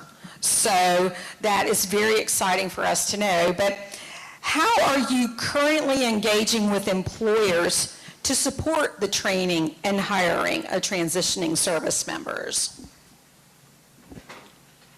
Well, a couple of things that I want to say about that. And right now with Airstream, I just want to mention that first. Because we're not certified to move them onto the installation yet, we're working on it. We have a building already identified for them. We just have to get permission from our higher headquarters out of MCOM and AMC, which is out of Redstone. Once we get that, as opposed to our service members going to what used to be Fort Benning, is now Fort Moore. Instead of our service members going all the way down there for training, the Marines going either to Fort Benning or they might be going to the West Coast for training, they will all be able to come to Fort Liberty and do the training here, which means that for the Marines, they can go home on the weekend if they need to. If they're out on the West Coast, it's probably not going to be easy for them to come home every weekend. And I know that we've sent, in the last year or two, we've sent over 170 individuals out of Fort Liberty down to Fort Benning, Fort Moore for training. And we won't have to do that anymore. We've got persons coming from Virginia all the way down to Fort Benning for training. They can come to North Carolina. We've got the person from the Air Force Base. Instead of them going to Fort Benning or Fort Moore, they can come here to North Carolina and train here, and they can go home on the weekends. Any service member coming from another installation to train at Fort Liberty, they're provided a place on the installation to stay for free. So we can attract individuals from all over. For one of our programs, we got people coming all the way from Japan coming to Fort Liberty to take training. And once they get here, we provide them a place to stay. So as far as employers, there are at least 10 employers that's associated with the Tower program here in North Carolina. And certainly working with Airstreams, those companies can work together, not in competition, but work together to help individuals that are transitioning out to get trained and then to get jobs working here in North Carolina. So we have the privilege of hosting the North Carolina Military Business Center on Fayetteville Tech's campus, and Scott Dorney, the director there, just recently held a defense tech industry symposium in Fayetteville a couple days on campus, a couple days before the Association of the United States Army met with those same folks in a broader capacity at our convention center. What that does is it brings the defense technical folks in industry to our students and introduces them to their products and those industry partners to our students' learning. So that's exciting. Also have a center for business and entrepreneurs. So as our students and local partners decide that they want to start a business and say, hey, I need some folks that can help me do that. We offer that assistance, but then we also, again, connect them back to possible workforce right there through our student body. So we're always partnering. We have a career education center as well that's continually bringing industry partners that are hiring onto campus. We do hiring fairs on a regular basis. And it's one of our goals then to get out more into the community and the state and let them know what we have to offer and make those partnerships. Work-based learning is the direction where we're trying to move so that, as we shared earlier, those students, as part of their learning, can do that in your workplace. You get a chance to train them in the skills that you think they're going to need, and then they are that much more hireable than they are with the classroom stuff we give. One final thing, and the great thing about our great 58 community colleges in North Carolina is we're highly adaptable. So let's say the industry changes and you need a new certification. We can make that happen quickly. And all of a sudden, hey, the certificate that was good last year is no longer good, and we need to do something new and creative. Let us know, and we will help through our continuing education programs as well as our curriculum programs to make that happen, to be a training center for you. So through our business services team, we use our local employment veterans representative, and he basically goes out and he talks to the employers. So he lets them know about our work experience programs, our OJT programs, things like that, to let them know hiring a veteran can be and have them as an asset, basically, to come on to their, job or their programs, whatever they may have going on. Another thing is that I lost my train of thought. Yeah. I lost my train of thought. You can go ahead. It happens to all of us sometimes. Okay. You can't remember it all? Nothing? Okay, all right. So I'm going to highlight our 3 CSP programs that we have with Fort Liberty. The first one is Caliber Collision. It has nothing to do with wind energy, but it is a collision repair program that is sponsored by Caliber Collision. Individuals have to be approved by Caliber to go through this program because it is a pre-hire.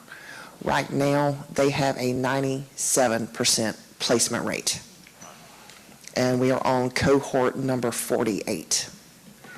So Caliber has jumped on this. They are really good to our service members. They're placed throughout the U.S. The next, we have our logistics distribution, which is a new version of our certified production technician program. So this program currently has a 97% placement rate throughout the U.S. The biggest employers that we have with them would be Caterpillar, West Rock and Raleigh, Mars Corporation, and there's one more that I cannot remember right now. It's on the top of my head. I'll come back to it. See, you started it. That's it. That's it. It's that afternoon sugar lack, I guess. And then our last CSP program, which is the CDL program. We have a 100% offer rate for students coming out of our CDL program, but only a 98% acceptance rate. Some of the service members just don't feel comfortable accepting a position while they're still in and they wait till the ETS. But all of these employers are calling us. When can I come talk to your students? When can I come see them on the driving pad? When are you going to come do a tour of our facility so we can talk to your students? So the employers are very aware of how transitioning service members and veterans, how beneficial they are in the workforce. And FTCC, we provide employer days, so employers can come to the college and sit down and talk to our students, not just transitioning students, but to the curriculum students. We have career days where these companies will come in and actually hire on the spot. So we have embraced this very well and will continue to do so. Do you have anything to add for us? Yep. So in our office, the All-American Veterans Center, we have a great space. It's a computer lab space. It's a workspace. And within that space, we do something called Warrior Wednesdays. Every other Wednesday during the fall and spring semesters, we bring in community partners, employers, connectors like NCTOWERS, in order to bring outside resources onto campus for those who may be attending classes. We do it during lunchtime, and we ask that our presenters bring some sort of lunch or refreshment for our students since we're taking their lunch hour. And it's worked out really great. We're on year 2 of this. It happens every other Wednesday. We also bring in VA benefits advisors. Miss Wendy Robinson, who works on Fort Liberty, is a really big supporter of Warrior Wednesday as well.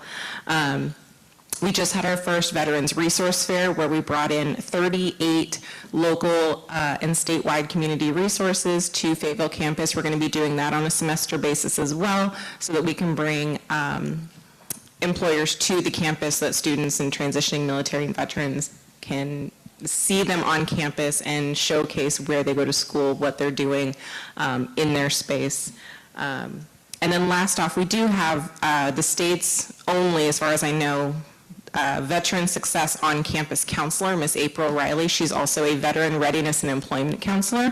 So we do have that on campus as well, and Miss Riley does a really good job of counseling all of our students who come in on employment benefits, human resource development, job placement, and she refers them to us for programs as well. So that's a really big benefit to have as well. Patrick, let me jump in for just a second.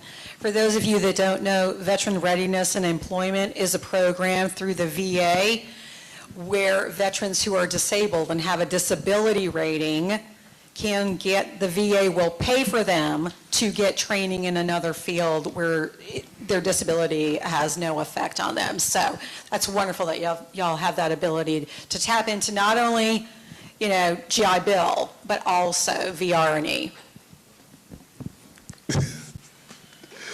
So I almost lost it. I was close. So the first thing that I express to everyone is job placement is really important to us at Fayetteville State University just because, transparently speaking, the reason you go to college is to get a better job. So when we talk about our job placement rate, we gave out 250 paid internships last year. And those are just our paid across the board as far as internships were concerned. It was close to 1,000. And that's just the ones that we can track because we do so much, not just with the military, but we also do stuff with, again, spouses, students, dependents. When we talk about that rate, it is going back into, for example, NASA. We gave out paid internships with like Duke Medical. We gave out paid internships with a lot of those high-profile companies that people are looking for. So it says a lot that you have that on your resume. So it's, hey, I was in the military for 5 years. I did my internship with NASA, and now I'm looking for a job. The other thing we do is etiquette training. And while it may seem like something very small, I express this as a country boy, outside in, not inside out. And that'll make sense when you're looking at your plate form. Look, so everybody who's been to etiquette training laughed at it. Outside in, not inside out. And you can't express that until you're in a place. So what we tell our students, like, go to the etiquette training, and everyone's like, why do I have to go? Because if you've never been anywhere, it shows. And I tell students, see? So I tell students that. So you've been, for example, we gave a student an internship, and he was going to a sales company. So my background is sales as well. And if you do really well in sales, you get placed in some of those positions where you get to eat with the executives. Outside in, not inside out. So a fork is a fork if you don't know that. And that's why we tell our students to go to that etiquette training, because it's not enough to just get the training in it. You have to be able to eat and sit at those tables too. So when we talk about that job placement, it's not just putting you in those internships, it's preparing you for those conversations later. If you do well at those internships, we also do speech classes. So public speaking is difficult. It's really hard for some people to get up on a panel and talk to a room full of strangers, for example. So having said that, we help our students learn how to talk in those spaces, especially our younger students. So for example, our military dependents are kids. And if you have kids who are about that college age, they exist on this place called TikTok, and then seeing people face to face is weird for them. So we try to make sure that you have that ability, and you'll see some of your soldiers, hey man, I can take orders and I can march in line, but if you need me to give a briefing, no, can't do.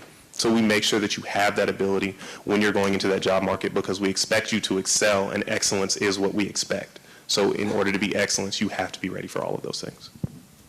And may I jump in for a second?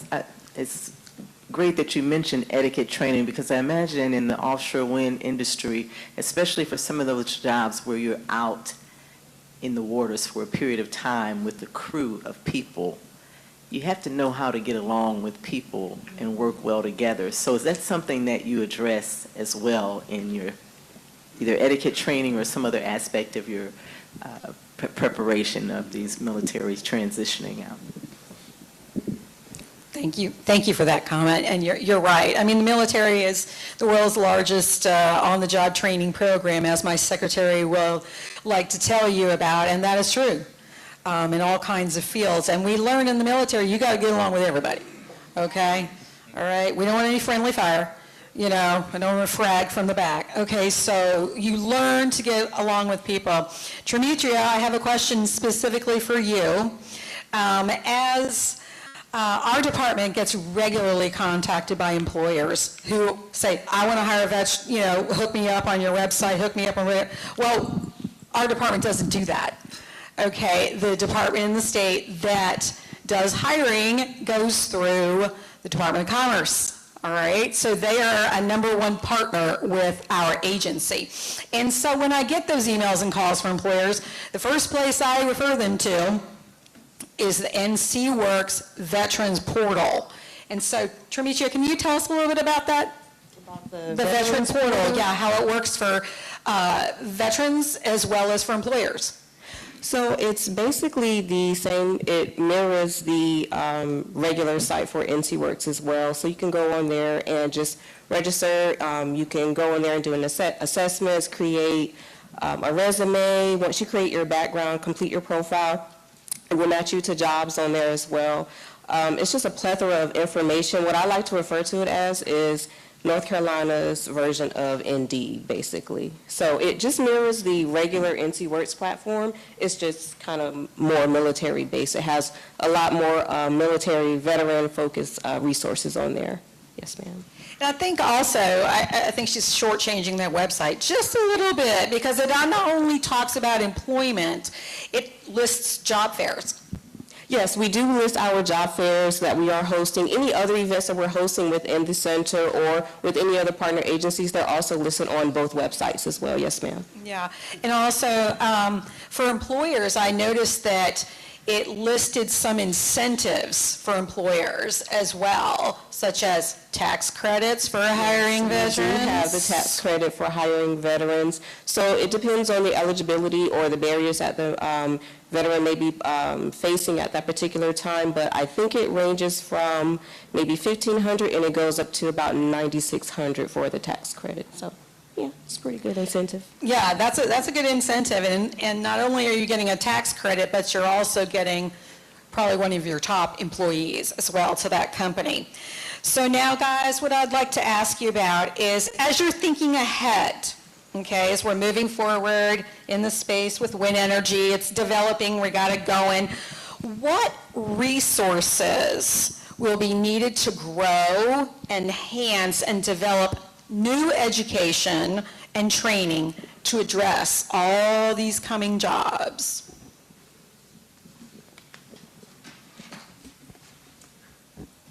So the #1 piece of feedback we're getting from industry goes to what my colleague said, and that is the soft skills and or people skills, life skills of our graduates oftentimes need some development. When they live in a virtual world, when they've been in high school during COVID, the whole concept of working in a team, doing face-to-face interactions day to day, having difficult conversations, giving feedback, sharing bad news with a boss, receiving constructive criticism, all of those things, there's not a class on that, right? I don't know if you had one, but we gain those in life. What I can tell you is our transitioning military live that all the time. So if you're a service member, you're working in teams. You understand how to do that. You're getting feedback all the time from those above you. You have to share constructive criticism with those who work with and for you. And those soft skills, those life skills, those people skills are demanded by the military service branches. And what we're finding is that our transitioning military students often are already possess those qualities that industry is saying from the rest of our students that they're struggling to get. Hey, super smart folks, trained and ready with their skills. Now we got to go back and say, I need you to make eye contact. I need you to make eye contact. Okay, I need you to speak up a little bit. We can't hear what you're saying.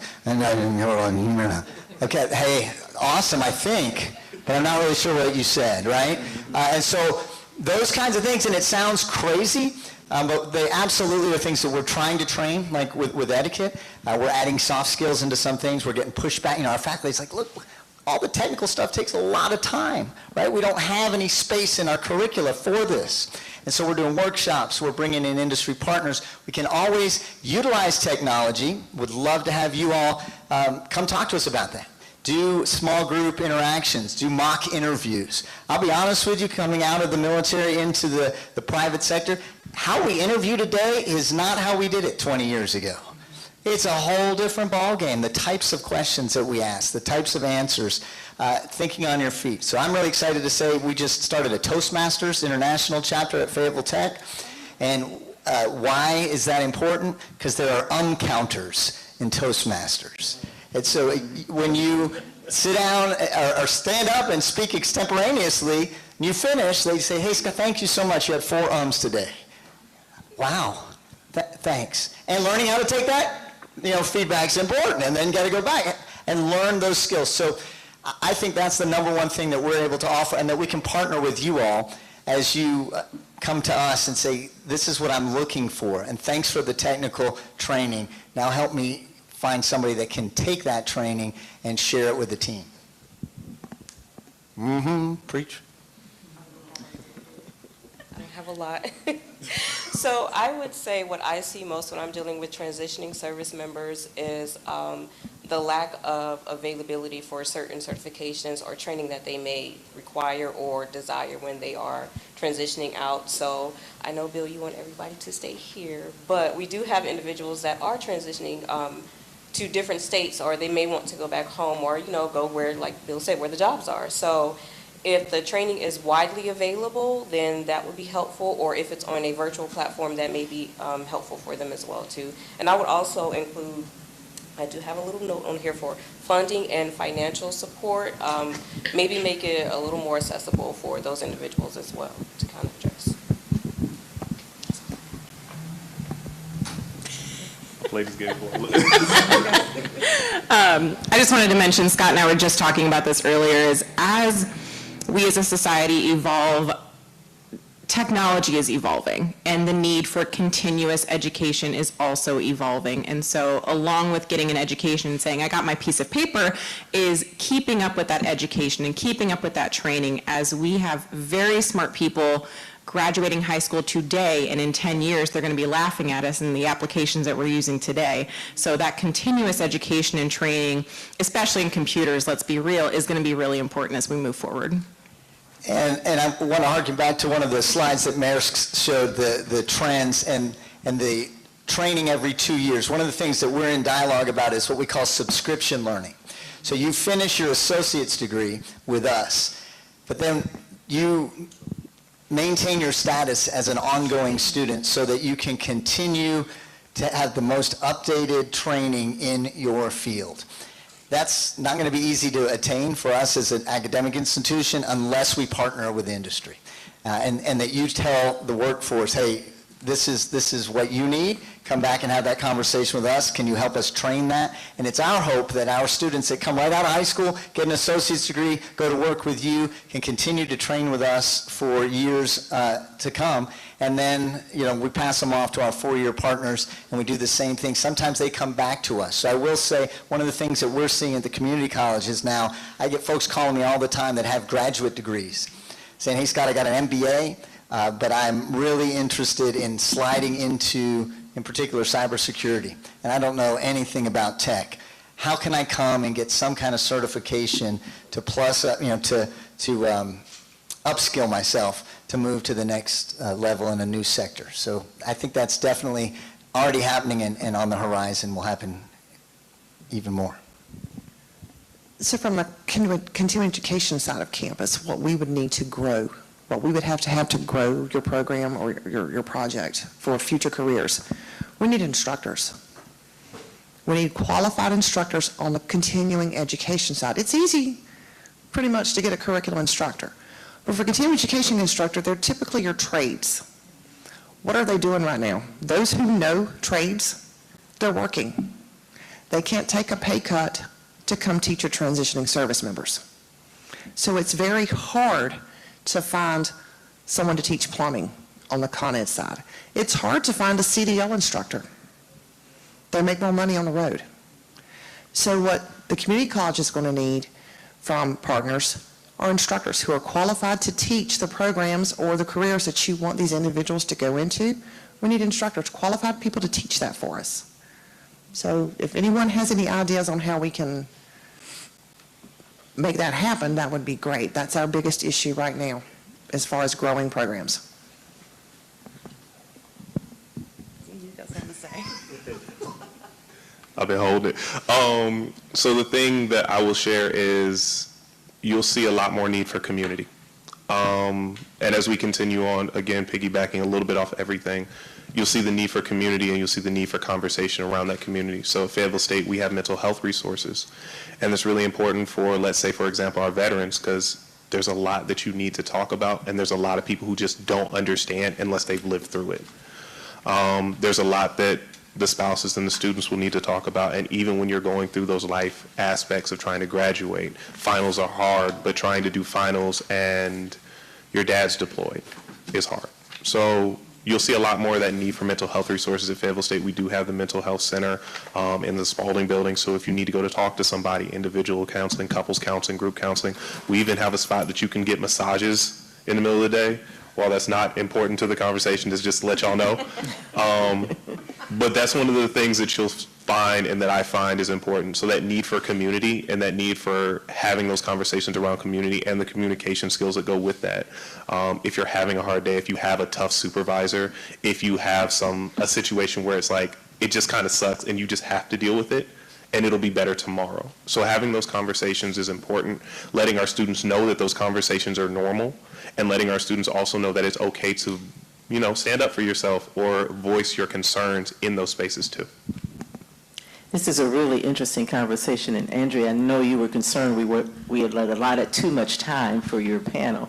We don't have enough time. I don't think we do have enough time. Right. You're right, but I do need to wrap us up. Well, we're 1 minute over, but I do want to allow some time for questions if any of our task force members or anyone in the audience has questions, because we do have this wonderful panel here and wealth of information they've shared with us, and sure there's some questions that are out here that someone may want. Hi, everybody. It's me again. I'm Carly from the Southeastern Wind Coalition. Thank you so much for being here on behalf of the entire task force. This was a great conversation, and we really appreciate you all making the time to be here and educating us on this topic. But just something I wanted to share really quickly. The Southeastern Wind Coalition actually hosted a workforce development summit in Virginia last week. And there were some really interesting takeaways from that. I think that it became very evident that there's definitely communication that's happening in some circles, but not as a whole. So I think that's something that I'd encourage you all and the task force to help facilitate is to get as involved with those conversations as you can.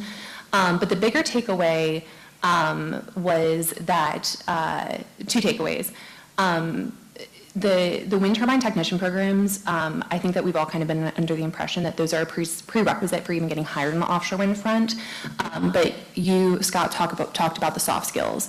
That is something that was stressed over and over and over again during that workforce development summit. And they kind of framed it in the way that because people are living in situations where they're in close quarters with their colleagues for 2 weeks at a time on a boat, or they're up in the top of the turbine for 11 hours at a time, they really need those soft and professional and problem-solving skills, and that's the quality that employers are looking for.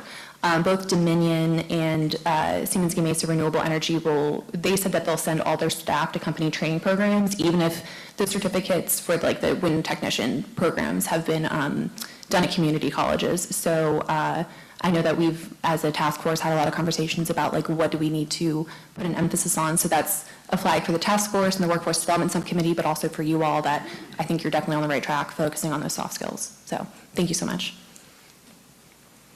Do we have any other questions from the audience? Emily. Andrea, this might be for you, Andrea. Thank you to all the panelists, and Andrea, thank you for the work that you did to bring some guest speakers also to the Workforce Development Subcommittee that were aligned with these topics. Andrea invited someone from Airstream to Renewables to come and talk to the Workforce Development Subcommittee, and they shared a bit about their experience and feedback when candidates are hired through the Skill Bridge program. And thinking about what Carly just shared about having some of those durable or soft skills, I wondered if you could elaborate on the type of feedback that those employers are giving about the candidates that come to them by way of the Skill Bridge program that we heard from Airstream Renewables. The employers are very excited, and Bill would know this as well as he works with Airstream Renewables. They employ people, they send their trainees, once they've gone through the program, they've gotten all their certifications, they go everywhere across the states. And their employers, all those companies, are just loving them. Like I said, because you're talking about a group, most of the time, these are going to be young people, and they're not afraid to take a challenge. They're not afraid to get up 300 feet in the air. They're willing to get out on the boats. They're willing to take those risks, because as a service member, you're willing every day to risk your life for your country as well as for your fellow citizens. That's the reason we take that oath, is because we love our country and we love our brothers and sisters, in this country. And so they're not afraid to take those risks. They're willing to be tremendous leaders. They have learned leadership skills. They've watched as they've gone through the ranks, how to be a good leader. They've learned communication skills. I'm not saying they're not, a little rough and bumpy there, because we learn a whole different language in the military, and it has a lot of four-letter words in it. But they learn how to deal with people. They learn how to get along. And one thing I wanted to mention briefly before I close this out is the fact that a lot of our trade unions have wonderful apprenticeship offerings as well for transitioning service members.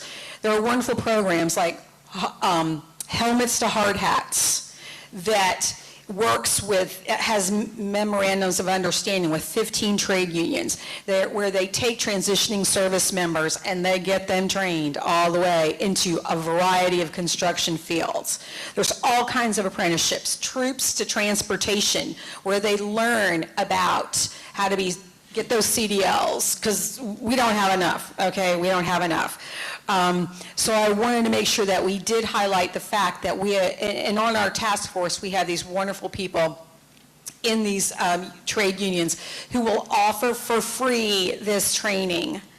And so the last thing I want to say is that it's the resource to keep us moving forward is communication. It's communication. We have to be communicating.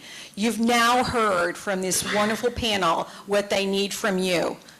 They need you to come let the soldiers and the airmen and Marines know about these opportunities. So that means you need to get on base and at these tables and share these opportunities. You need to make sure you are informing the wonderful people. I know we have people with the community colleges and the UNC system. Let them know specifically what programs they need to develop, what skills they need to learn. That's all communication, that back and forth that we need to have. And I really think this has been so helpful for you guys to just get a more well-rounded understanding of the wonderful systems we have here in the state, our state agencies, as well, and our wonderful schools that we have here. And I just thank you for your time. I thank my wonderful panel. These guys are true professionals. I am so thankful for them and giving their time, and thank you so much for letting us share. Thank you. Thank you. Wonderful conversation. We thank each and every panelist for what you brought to it, and thank you for making this time for us today. We really appreciate what you've shared. Great information. Okay, now we're going to take, would have been a 15-minute break, but it's going to be about 5 minutes, but I'll give you 10. Give you 10. It's great to run through.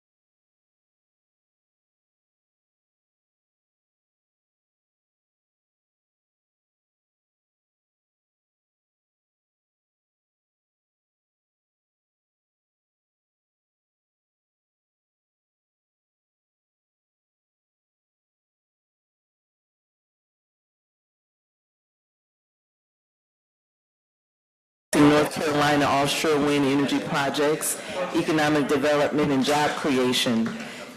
The task force provides an annual report of recommendations to the Commerce Secretary, the Governor, and the General Assembly. And we like to touch on such things as policies and programs for developing offshore wind projects, enhancing the state supply chain for offshore wind industry, creating and developing a workforce to support offshore wind energy projects, and ensuring equitable access, particularly in the underserved communities, to the economic benefits created by this offshore wind industry. So with us, our Assistant Secretary of Clean Energy, again, Jennifer Munt, is going to touch on some of the highlights from the report, some of the key findings and recommendations. Task force members should have received an email today. You probably wouldn't have had a chance to check for it. I think it came sometime during the meeting of the actual report that will be sent out to the legislature, and that goes to the governor's office. The governor's office has reviewed it, and it will also be made available on our task force website. You have on your table 2 sheets that were passed out prior or just after the lunch break. One is the key findings and recommendations for 2022, 2023, and the other one gives some brief points, and I'm sure Jennifer is going to touch on much of that. So I'm going to turn it over to our Assistant Secretary of Clean Energy, Jennifer Munt.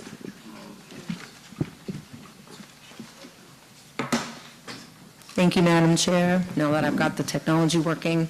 So I don't have a deck, but I'm just going to use the space up here to set some things down. I'm not trying to hide behind the podium.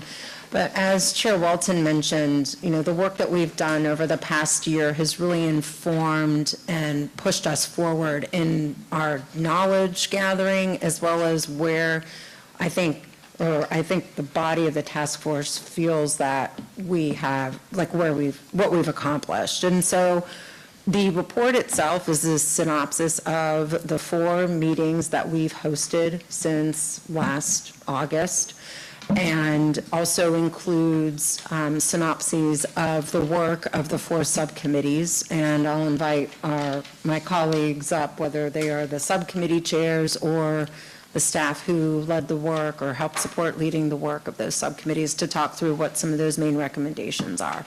But as Chair Walton mentioned, she wanted me to go over what I think are the top tier findings that we have gleaned on behalf of the task force based on the multitude of presentations and data that we've received from all of the experts who we've brought in front of us to help us, you know, meet the charge that has been set out under EO 218 to really develop a robust and viable offshore wind supply chain and get our workforce ready to support it.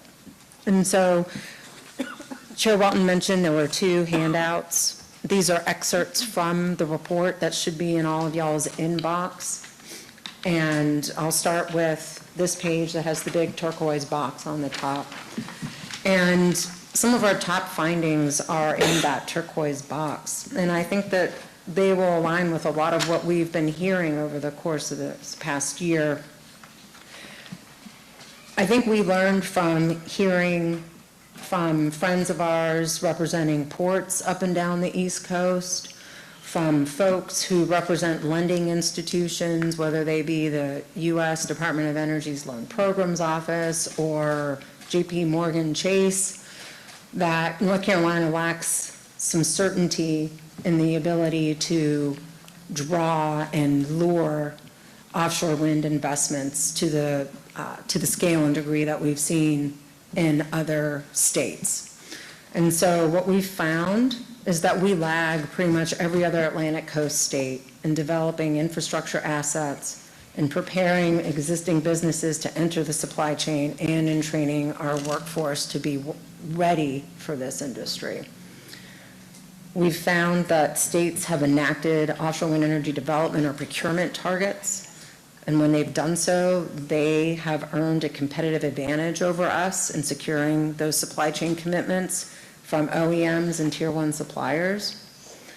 And I think those 2 things together, they make North Carolina vulnerable and we risk losing our share of that $140 billion of economic investment opportunity and our share of the 85,000 jobs that might be coming our way, were we to be strategic and thoughtful about how we position ourselves to absorb them.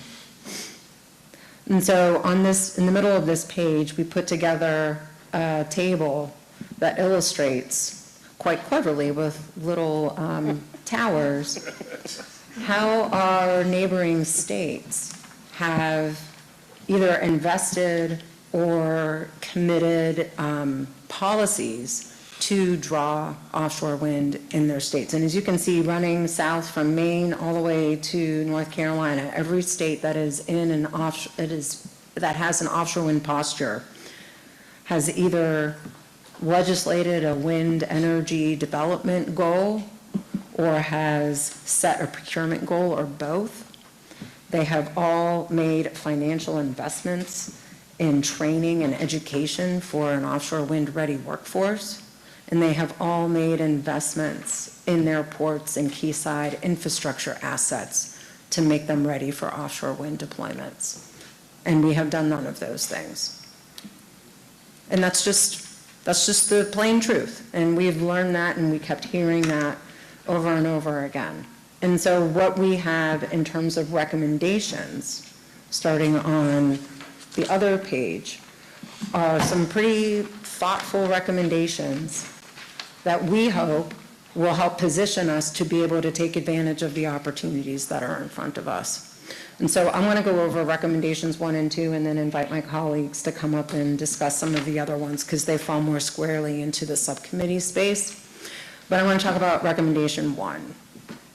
And I'm just going to read you some of these bold points, and they're a little bit small, so y'all forgive me. And so we all know that the next 10 years of the offshore wind project development on the East Coast gives us the opportunity to go after up to $100 billion in economic investment. We know this from the offshore wind supply chain and workforce study that Commerce had conducted and released 2 years ago, and everything is pointing in this direction since that time. But without a legislative or regulatory signal to the market, our opportunity to grasp that opportunity will continue to diminish every day. And we will lose those opportunities to our states and neighbors to the north, and now neighbors in the Gulf of Mexico, and our friends across the country in California that are moving in this direction. And so one of the top line recommendation coming out of the task force is at the bottom of that left-hand column, recommending that the General Assembly do the following things: enact legislation that recognizes offshore wind as a viable clean energy resource that will help the state meet its zero carbon emission goals by 2050 as required by House Bill 951. We are going to ask that the legislature find that utility-owned or utility-operated offshore wind energy, when it can be produced at least cost, is in the public interest, and ask the legislature to codify the development goals that Governor Cooper set out in EO 218 so that we can legislate that 2.8 gigawatt by 2030 and 8 gigawatt by 2040 goals and have those on the books to provide that legislative regulatory certainty that the market is craving in order to be able to invest in North Carolina in the amount that is necessary to move us forward.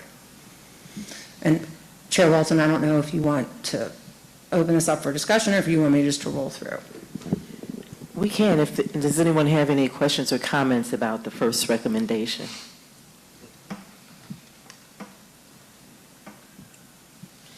Steve? Oh, you're just giving it thumbs up. Okay. Susie? Do we have an identified source of how to approach our legislative body? And I mean, is that a commerce liaison thing, or is that something that is happening at a higher level? Well, the executive order that created this task force requires us to provide an annual report to the legislature, to the General Assembly, right? And Lex is our liaison. It was delivered yesterday. Okay. Well, there you go. And we tried to deliver it in the form where it's not just this big report that, you know, you dump it on someone's desk and they never really get through it. But we did try to present it in a way where the key findings were right up there for them to see and to clearly understand. And Secretary Sanders drafted a great cover letter with it that is included on the copy of the report that Jennifer circulated to the task force earlier today, so you'll be able to see that as well. And it's even more timely, as we were drafting up the initial versions of this report, I think it's worth noting that the first words went on, or the first pixels went on screens, you know, in May and June, when we were looking at hopefully the legislature adjourning by July 1. But the fact that they are still in session and still debating policies as well as the budget, I think that gives us a window of opportunity that we might not have been expecting to perhaps utilize the information in this task force annual report to our advantage and start carrying some of these messages across the street that maybe might catch some wind, no pun intended. Right. And I think what you've been hearing from us all along is that North Carolina has the greatest potential for this industry, but it's not just going to fall in our lap. You know, we have to be proactive and do some things to really make it attractive for those investors and developers in this industry.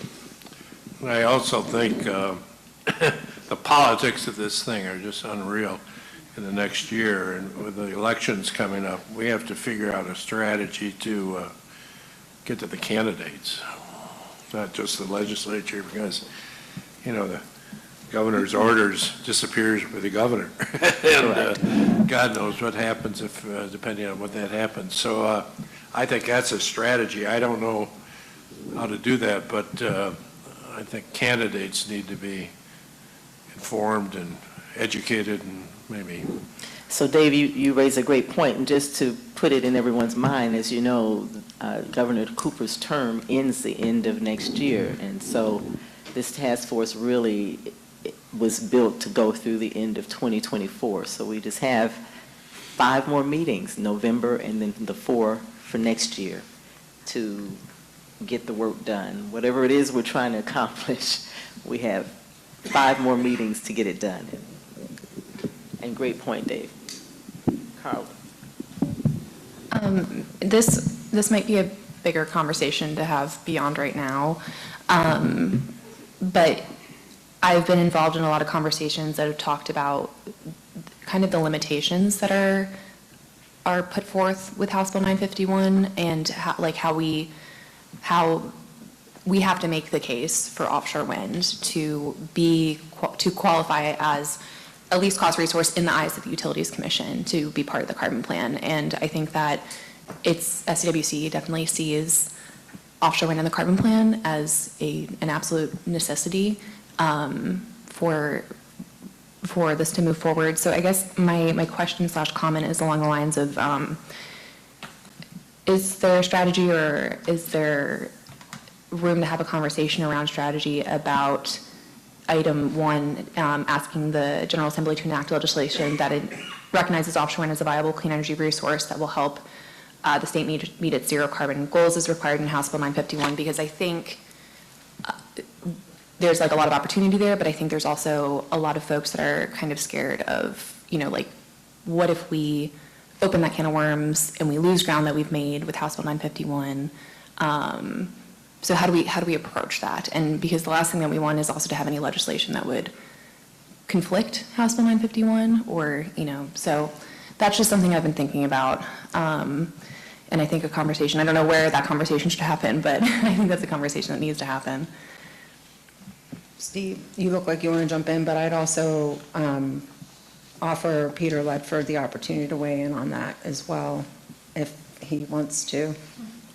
Okay, or not? Peter's shaking his head no.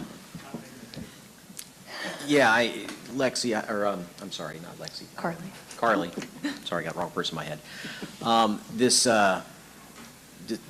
Just hearing you say the words, people are afraid to reopen the discussion for fear of losing ground. having witnessed what happened with Senate Bill 3 and, for example, the bioenergy provisions in Senate Bill 3 that, to this day have not actually worked the way originally intended, and everyone was afraid to reopen the RPS discussion for fear of it collapsing around their ears. And so we just limped along with a suboptimal set of policy. That concerns me that that's a possibility in this space, because this is moving way faster than that conversation was in that time frame. And so I hope that we can find a way to get at this. I will say that there is another venue than the legislature that could provide some of this assurance, and that is, through the Utilities Commission. If a utility commission order relating to the carbon plan and or the IRP process, which is now, I guess, one process, except it's still 2 filings or something to that effect, that would be analogous to what has been done in some other states. And I don't know where our next meeting, for example, is scheduled to take place, or if we have any thoughts on this front, but certainly one of the critical groups that needs to be brought on board with this is the public staff. Mm-hmm. And I might just throw out as a suggestion that we might want to do a meeting in Raleigh and bring in some expertise and invite the public staff to come out and interact more with the NCTOWERS Commission and have them learn from some subject matter experts about why they could perhaps be more supportive of some of these things. It's hard to get the commissioners to do something like that because of pending dockets and potential conflicts, but the public staff has a lot more flexibility, and frankly, the public staff has a lot of influence on where the commission comes down on these things. And so just as a suggestion, I might put that out there for us to consider. Appreciate that, Steve. Any more questions or comments or thoughts before Jennifer moves on to the next recommendation? Yeah. All right, Jennifer. All right, thank you. Recommendation number 2 starts at the top on the right-hand side on page 10 in front of y'all. And keep in mind that we have an opportunity in North Carolina not only to develop offshore wind projects off of our coast that will bring opportunities to our state, but according to that report that I referenced before, we also have a significant opportunity to supply components, subcomponents, and equipment and experience to the projects that are in the pipeline to our north.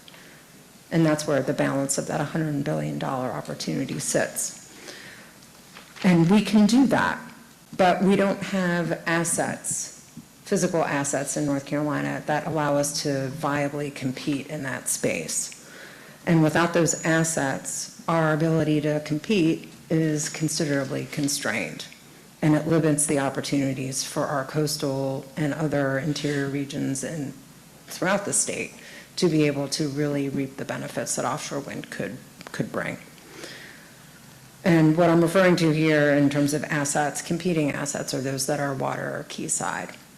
And so, there are a relatively small number of properties or sites across the United States that are available and capable of housing and supporting the activities that are associated with the offshore wind industry, whether they be marshaling or near coast water-based manufacturing, because of the size and the scale of the equipment that goes into it. It needs to be mostly located at the coast.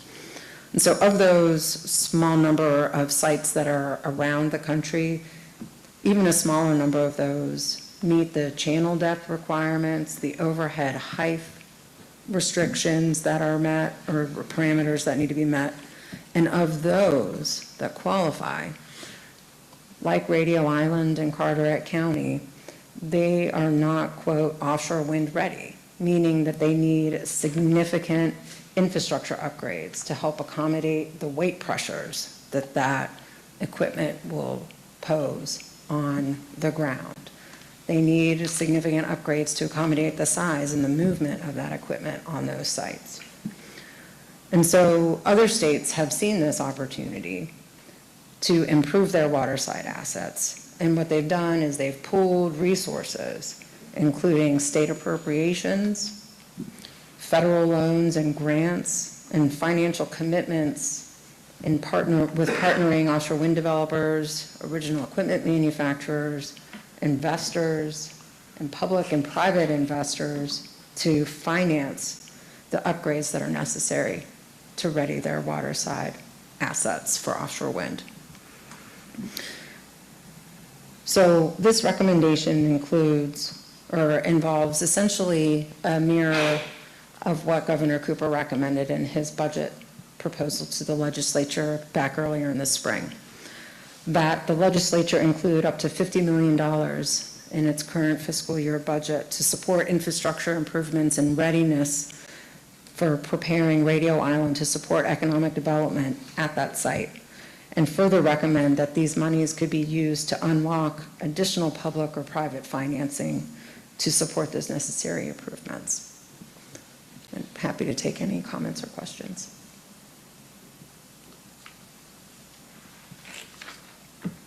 Any questions or comments on recommendation 2? How much money did the state get from the federal infrastructure bill? Does somebody know?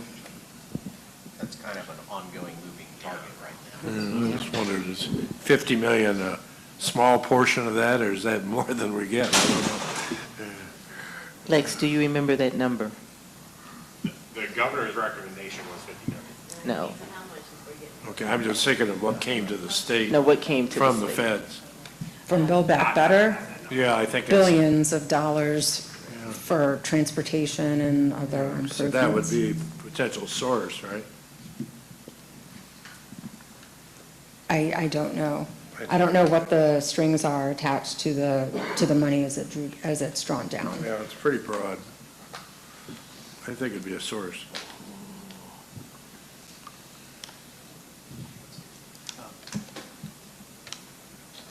Naturally, the different potential uses on Radio Island could mean a different dollar figure for what's needed, levels of dredging, et cetera. But do we have a firm target on what the bare minimum would be for a marshalling yard? Yeah, maybe this type of manufacturing would require more, but you know, when this is brought to the legislature and they start to say, okay, well, you're talking about this potentially unlocking more funding, that's implying that the cost could be higher. So what is the bare minimum? Could that 50 million get us there, or is that not scratching the surface? What's the bare minimum that it would take to make it an offshore wind ready site? I'm happy to take a crack, but we also have our reports executive director here who might want to speak to what that looks like. And I know that you have an environmental impact report underway that might tell us more. Yeah, I mean, again, depending on its use, whether it's for manufacturing, marshaling, offshore support, the number we're working with the environmental impact study is about $270 to $350 million. That's for full development of Radio Island. And that's for transportation as well, or is that just Radio Island? So Colin, SWC had done a little bit of research earlier this year, and I'm happy to send this out to everybody, but based on what other states have done, it was an estimated 20 to 50 million just for staging upgrades. For manufacturing would be another 50 million. For upper tier components, subcomponents would be another 20 to 50. Marshalling upgrade would be another 20 to 50, and then SOV operations would be another 5. Quick math, does that add up to approximately what Brian just suggested? I think it's important to know the starting base. Radio Island is just that, it's an island. There's no infrastructure there. So if you're talking about some of the other states, they're redeveloping facilities that were transportation facilities previously. Portsmouth Marine Terminal was an operating container terminal. So the upgrade was to a portion of the wharf, but the yard itself is sufficient for the cargo that's being handled there. Okay. Yeah, these, like he's just said, these costs would be like the offshore wind specific upgrades, not, Radio Island as a whole, ground up. All right. Great. Secretary Gaskin? Yeah. One other question. I was just looking up. I knew that the infrastructure bill was somewhere around 80 billion or so. that was divided by the state, and it's saying here that North Carolina is scheduled to get 7.8 billion of that amount. So I would think that the 50 million needed for Radio Island or 200 million needed for Radio Island could be petitioned or asked for. It's a small, relatively small piece of the, Any more thoughts or comments on recommendation 2? All right. So at this point, I'll invite my colleagues to join me up here with these other top-line recommendations that kind of emanated out of the other subcommittee work to discuss them. So workforce and, let's see. I'm happy to come up now or Sure. do it within the workforce We could do that. presentation. Yep. What's your preference, Emily? Maybe it's part of just this conversation, we could go ahead and do it now.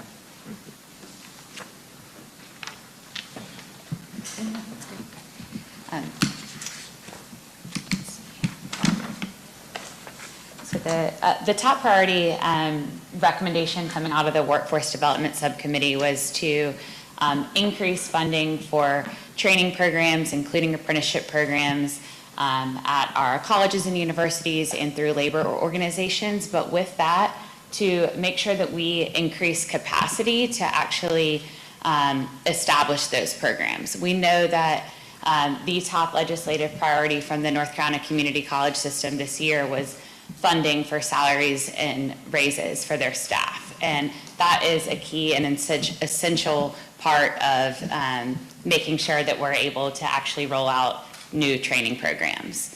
The NC Works Commission recognizes certified career pathways, and so a lot of people in this room are part of a group that's working on establishing a clean energy career pathway.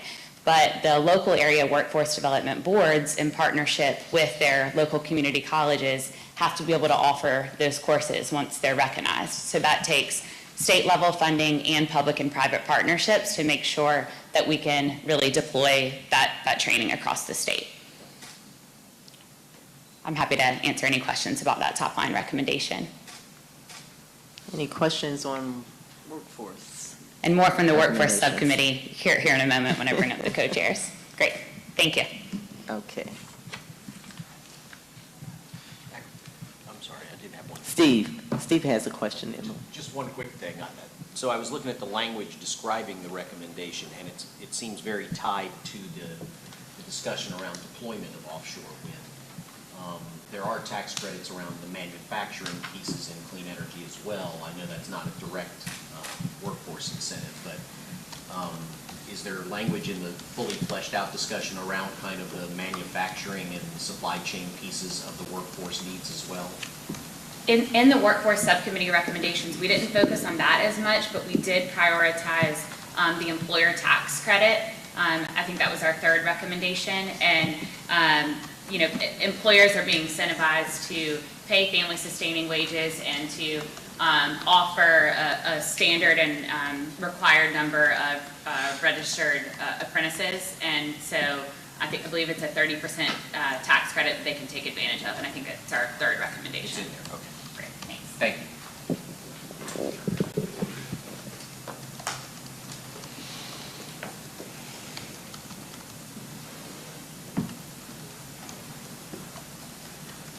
I'm going to talk about recommendation 5, the top of page 11. As you all are aware, back in May, North Carolina joined 9 other states as members of the Fisheries Mitigation Project. And this recommendation is aligned with that new status for the state. The goal of the project, if you recall, is to develop a common and robust framework, methodology, and criteria to provide for a compensatory mitigation for fishermen in the event that they experience losses due to offshore wind activities. So what we understand is that in addition to funding that's provided to this project from offshore wind project developers, sector associations, and foundations, as well as support from the member states is encouraged and requested. So some states have made financial contributions to this project to go into a larger pool of funding that will go and serve to make whole fishermen who experience those losses. And so what we suggest is that North Carolina financially contribute to the design and development phase of this project, and then thereby we would have skin in the game as a member state in how the whole effort moves forward. As an alternative to directly funding the project, the task force recommends that the legislature appropriate funds to study our marine fisheries resources and the avoidance, minimization, and mitigation practices that are best suited for our marine fisheries industry to coexist with offshore wind development activities. Any thoughts or questions?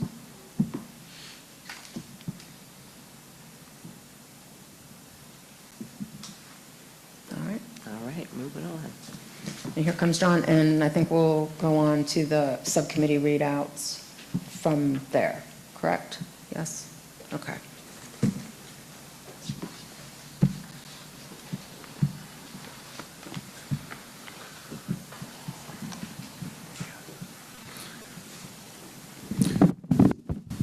All right, I'm John Harden, and I help staff the Subcommittee on Economic Opportunity.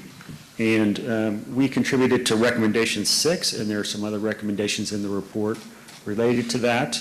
The section of recommendation 6 that I'm going to focus on today is, if you read the bold font, it says, grow tools and encourage new and expanding businesses by identifying new sites, critical assets and resources, and broaden the supply chain database. What I'm going to talk about today is that latter part, broadening the supply chain database.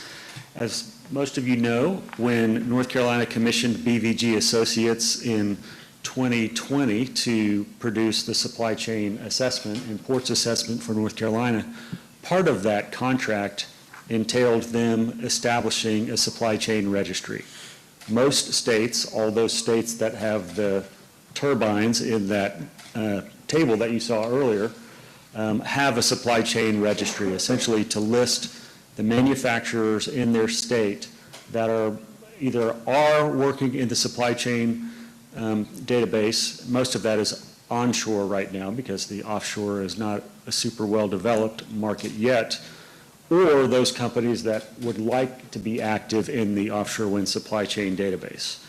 So BVG Associates set up a survey for us. That was an intake device on the Department of Commerce's website, where we had 150 or so companies over time contribute their information to say what their products were, what their company was, where they were located, and how they would like to serve the offshore wind supply chain. To date, that has been an intake device only. We didn't want to publish it until we had a sufficient amount to go live with it. Well, we've reached that point where we can go live, and we could have gone live on our own with Department of Commerce resources, but what we decided is we did not need to reinvent the wheel. So we looked around at some other supply chain databases and registries that are out there. Other states, also the Business Network for Offshore Wind has one, and the Southeastern Wind Coalition has one as well. And after doing a pretty extensive search, we decided that partnering with the Southeastern Wind Coalition would be the best way to go. They have a really robust database that already included a lot of North Carolina organizations. But what we found when we combined our data with theirs is that they had some companies that we didn't have, and we had some companies that they didn't have. And so the combined databases together are more than the separate ones. And they also have a very nice interface. And so what we did is we worked out with a small contract with the Southeastern Wind Coalition for basically them to take their database, which you see here, but this actually is being displayed on the Department of Commerce's website, as you can see from the web address at the top. So this actually is live now on the Department of Commerce's website. The web the internet's a little slow today, at least in this meeting, and so I don't want to navigate a whole lot. But if you do want to get to this, you can just go to the Department of Commerce's website and type in offshore wind in the search engine, and up will come a whole page that is also a new page that we had already had a page there, but we really expanded it and created various sections, a lot of new information. One of those sections is this, or if you want to navigate to it, you can go to the very top of the website, go to I think services for businesses, and then key industries. And one of the key industries is energy. Within that is offshore wind. Anyway, it should not be very hard for you to find it. But what you can see here is that this is the map, and it populates only North Carolina, and so that's what we're focused on. You can see that it filters the various types of companies and organizations by the type or the way they're involved in the industry sector. For example, you can see there are 27 companies that produce or serve nacelles, 40 that are related to blades or rotors. If you add all that up, there are 123 that currently supply the industry, and there are another 32 that don't supply the industry currently, but are probably well positioned to do that. You can filter it, so if you say, I don't want to see all, more than 100, you only want to see, the ones that are related to towers, unclick all the others. And again, the internet's a little slow today, but what you'll see is eventually, you'll see some of those icons disappear, if this works as it should, the internet, and there we go. The only thing that's existing is the companies that are related to towers. You'll notice that some of them are a fully shaded icon. Those are the ones that are currently in the industry. The ones that look like they have a little hatch, pattern in them, that means that they are not currently in this sector, but could serve the sector. And so if you were to hover over any of those icons and click on it, again, this may take a minute, but what should happen is that what should pop up is the name of the company and then a hyperlink that takes you to more details about that company. So it's not just the icons, it's the icon as an entry point to more details about the company. If you don't like the map, if you say, I would rather see this in table format, then you can just click down here on table, and let's see, there we go. And everything that was displayed on the map is now displayed as a table. And if you click on any one of these, you can see that more detail is provided there, as well as a link to the company. And all of this can be, you can use to generate a PDF report to print out. And if you don't want to print out, say you'd like it in an Excel spreadsheet, you can just copy everything that's in the PDF, paste it into Excel, and there it is in Excel. So it's a really robust database. 99% of the credit for this goes to the Southeastern Wind Coalition because they developed this in the first place. But the 1% goes to the Department of Commerce and Towers. maybe 5%. Maybe Marquita, well, we'll actually go up to 10%. It ought to be higher. Okay. So anyway, it is a partnership. It's a 99-to-1 partnership. And we actually provided a lot of data, and through partnerships, you can do a lot more than you can do on your own. And so we really appreciate this. There is one more thing I want to show. Hey, John, while you're doing that, quick question maybe for you or Carly, but the potential suppliers, is that by their own admission? Is that subject to some third party that qualifies them as having the potential? I think they check it themselves, I believe. Is that correct? Admission, but the Southeast Wind Coalition verifies Yeah. that they're a legit company. Right. And they exist.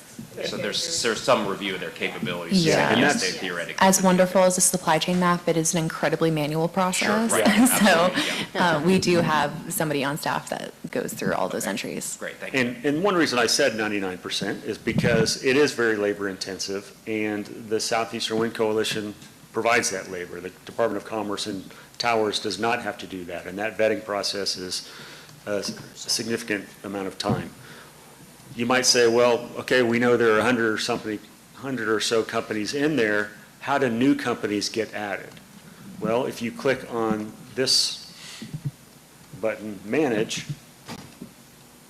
then any company can enter their information into that, and then it goes to the Southeastern Wind Coalition, and they review it, and if it meets all their standards, then they are in the database. And companies can also go in and update their information if their address changes or anything like that. So it's a dynamic database, it's searchable and filterable, and shows the world that North Carolina is active in offshore wind. So thanks a lot to the Southeastern Wind Coalition and to the Department of Commerce leadership for helping make that happen. All right, great work, John and Carly. Any questions or comments for John? Can I just add Susan. that this is a great asset, but it's now part of this offshore wind website kind of landing page that we have that is intended to be a resources for businesses that are interested in learning more about offshore wind.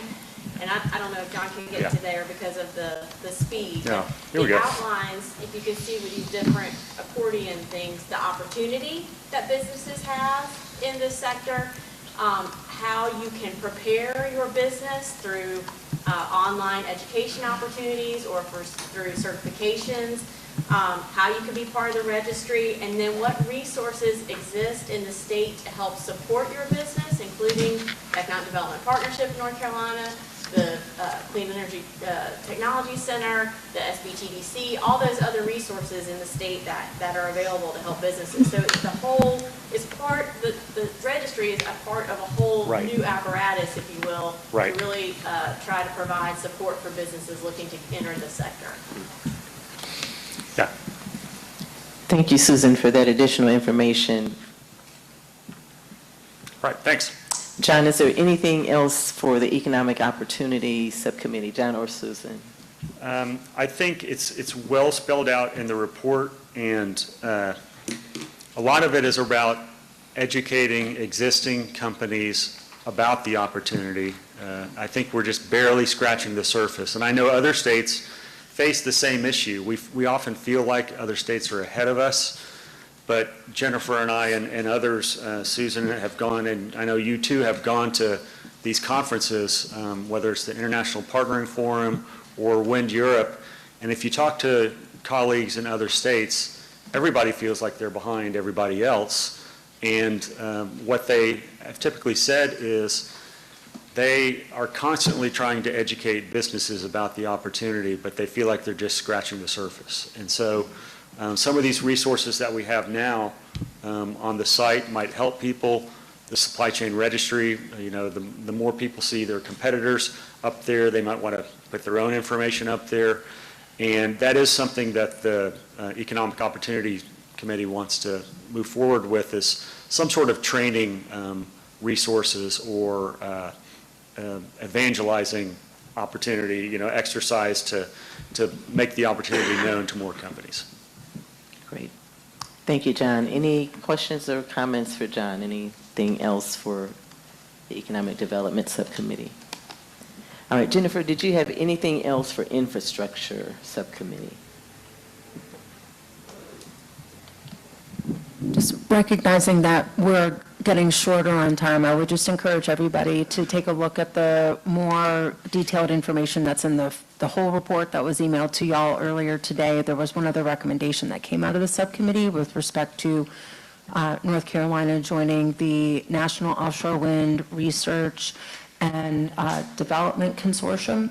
And there's more detail about that in there, as well as how we changed our charge from infrastructure and environmental justice and equity to just encompass infrastructure, because environmental justice and equity should be included in all of the subcommittee's work. So, but I'm happy to let my colleagues move forward with their other discussions.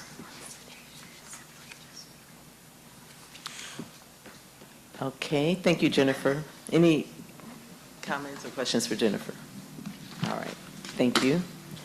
All right, still have a little bit of time to work with, so I'm going to go ahead and ask if the Workforce Subcommittee has anything to update on. And Emily, if you want to share any more information now, if you have anything else to share, I know all of this information is available in the handouts that you have, and it'll be on our website as well. But if there are any quick highlights you want to touch on. I think also for the sake of time, I won't go through all of the recommendations that were included in the report. You do have a slide deck in your folder if you'd like to view the workforce recommendations. But one that we'll point out, and then I'll hand it over to Perry to share an update on his end, is we have heard several times this year about the NREL workforce study and how that report revealed that one thing that North Carolina and all states need to do to prepare our workforce for jobs in offshore wind is GWO training, and to make sure our workers are ready to meet those industry safety standards. So we were glad. It looks like Mr. Mueller stepped out. It was great to hear from him today, and Marquita, you set up the presentation with Alex to our subcommittee earlier, also from Maersk, and so we made sure to include the recommendation in the report that North Carolina statewide needs to invest in GWO training, because we've recognized how important that is. So that's a segue into, I'll hand it over to Perry Harker, who chairs the Workforce Subcommittee, and we'll give updates from his end. Can everyone hear me okay? Yes. Okay. Actually, Dan and I want to do an update on some training that we're preparing to offer in this space. Next month, our college will open a new facility, which was actually, it's a two-focus facility. It was funded by our North Carolina legislature through a special allocation. One aspect of the training will be shipboard firefighting, which that focus is supporting our great ferry system, who needs that training on a regular basis, and our Coast Guard that is located in our community there in Carteret County. This facility will be the only Coast Guard approved shipboard firefighting facility in the state. And it will certainly, all of those agencies that are sending employees out of state to get that training, hopefully we'll send them to Morehead City where we can provide it for them. The other piece of the facility will be a GWO tower. We actually took a couple of options that Tony mentioned earlier. Option one, if you remember, he said was hire a consultant to come in. We partnered with a consultant, GWO consultant, who guided us through the process of building this facility so that it meets GWO standards. Our next step will be to partner with a GWO provider who will provide the initial training for the first year. We will train our own trainers and then move beyond that after that. So we're hopeful that when you come down in November, we can take you out to see the facility. And those of you that want to go up the 25-foot tower, we'll make that opportunity available also. But we're excited, and we certainly are looking forward to being a training provider for GWO in North Carolina. Great, thank you. Dan? Thank you. So nothing really new on our front. I'll just add that, it's a booming economy today in North Carolina. Our members with the ironworkers and the rest of the affiliated building trades are prepared, steady training for any construction project in the state, and we're ready for offshore wind. I know it's a long ways down the road, but we're prepared, and we'd love to partner with folks like Carteret to give additional training to the workforce that's needed. And I want to add too that the ironworkers are having a East Coast apprenticeship competition in Charlotte, September 16th. It's the biggest apprentice competition on the coast. You all are invited in Charlotte at our training facility. So what happens in one of these competitions, Dan? All right, so it's welding, it's reinforcing rebar, it's knot tying, rigging, And the main event is the fastest to the top of a 40-foot column. All right. Sounds exciting. Okay, any questions or comments for the Infrastructure Subcommittee? I just want to know if Dan's the favorite in that competition this year. I'm practicing. Okay, we're going to round it out with outreach and engagement. Mayor Cahoon, Susie, do you have any? Mayor Cahoon's got us covered today. All right, okay. We do, and I'm just going to do it right here. Susie and I are like that late-night TV sign-off with the waving flag and the trumpet music. We're always right here at the very end of the show. We have a presentation. Our slides are in your packet. They were in your folder today, so we're just going to refer you to those, refer you to our part of the annual report for the good work that our committee has been doing in the last year. We're just going to highlight one program for the coming year, and that's the creation of a calendar. So I would ask you to imagine, if you would, a calendar, a grid, that would have all of the potential stakeholders in offshore wind, all of the entities that we all work with in offshore in our different circles, those organizations, their upcoming meetings, the dates, the times, where the registration is required, and a little description of what that meeting would be about. And our committee is proceeding. We have a working group that we've started, and we're going to put that calendar together. And I think that would be an incredibly valuable asset for the task force going forward. It would be something that we could link to the website, we could present in the newsletter the upcoming meetings, and we could all target meetings that were important to various parts of our work. And so I have sent an email out to the co-chairs of the other subcommittees to ask that everyone in all of your upcoming meetings, all of your future meetings, have a very brief calendar discussion as part of that meeting. Have your members offer meetings that are upcoming, and then send those. I've listed folks in that email that can be contacted. Gina, our staff person, is number one for receiving this information. We're going to take all those meetings, compile them, and figure out the right mechanism to share them with the entire task force for our work going forward. And so in addition to our other work of a new survey, additional stakeholder engagements, working with all the other committees as you have stakeholder work coming up, that's our number one project for the time being. So, All right, thank you. thank you. Any questions or comments for outreach and engagement? Thank you, Mayor Cahoon, for that. Susie, anything to Gina? Anything else? You Okay. good? All Thank right. you. Okay. That brings us to the end of our agenda. Any questions or comments overall? Anyone have any last thing that wasn't touched on that you want to get in? Steve? Just one quick note. Since we've been talking a lot about various federal programs and grants that are out there, I did want to highlight that there is an effort to put together an EDA Tech Hubs proposal that would be relevant to this group. It's going to focus on the nexus of clean energy and advanced manufacturing. It's being led by Central Carolina Community College and the Research Triangle Clean Tech Cluster. NC State's got a number of folks that are engaged in that discussion. This is kind of similar in scale to the NSF engines discussion that we were having earlier. Probably the major difference is NSF is kind of coming from the bottom of the technology development discussion, so they're more basic research and try and turn it into something. The EDA Tech Hubs proposal is kind of on the other end of the spectrum. It's looking at technologies that are kind of already there and trying to figure out how to expand them into geographic areas where there'll be more commercial impact.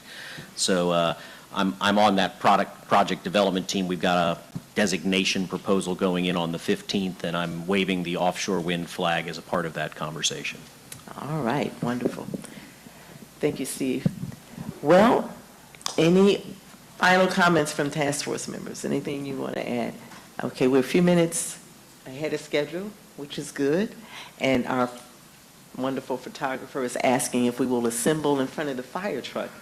In front of the fire truck for a photo before we leave for the day. So If most of you guys didn't join us yesterday, but we did have an opportunity to tour the training center here. And what you'll see when we go over there is the mock-up fire truck that Secretary Sanders did. She took out a curb, but she did pretty good overall. It's all good. I want to thank, again, each and every subcommittee member and task force member. If you're on the task force, you're on a subcommittee, and I really appreciate everything that you're doing and bringing to this body of work. So thank you again for that. Just so you know, our next meeting is November 2nd. Perry gave us a heads up on it. It's Carteret Community College is hosting us, so Perry and Dr. Mancini over there are going to be our hosts again, and we look forward. If you remember last year when we went to Carteret Community College, their students prepared probably the best meal we've had as a task force, so we're looking forward to going there again, plus a lot of exciting things. Dr. Tracy Mancini did join Secretary Sanders and I and others, EDPNC. We had some Melissa Smith and some other folks went with us to Denmark, and I think Dr. Mancini got really excited about some of the opportunities, and you've heard Perry talk about much of what they're doing at Carteret Community College to really embrace offshore wind. So we look forward to our next meeting, going back to Morehead City and enjoying Carteret Community College again. That is November 2nd. With that, our meeting is concluded. Mics are not going to be turned off, so anything you say will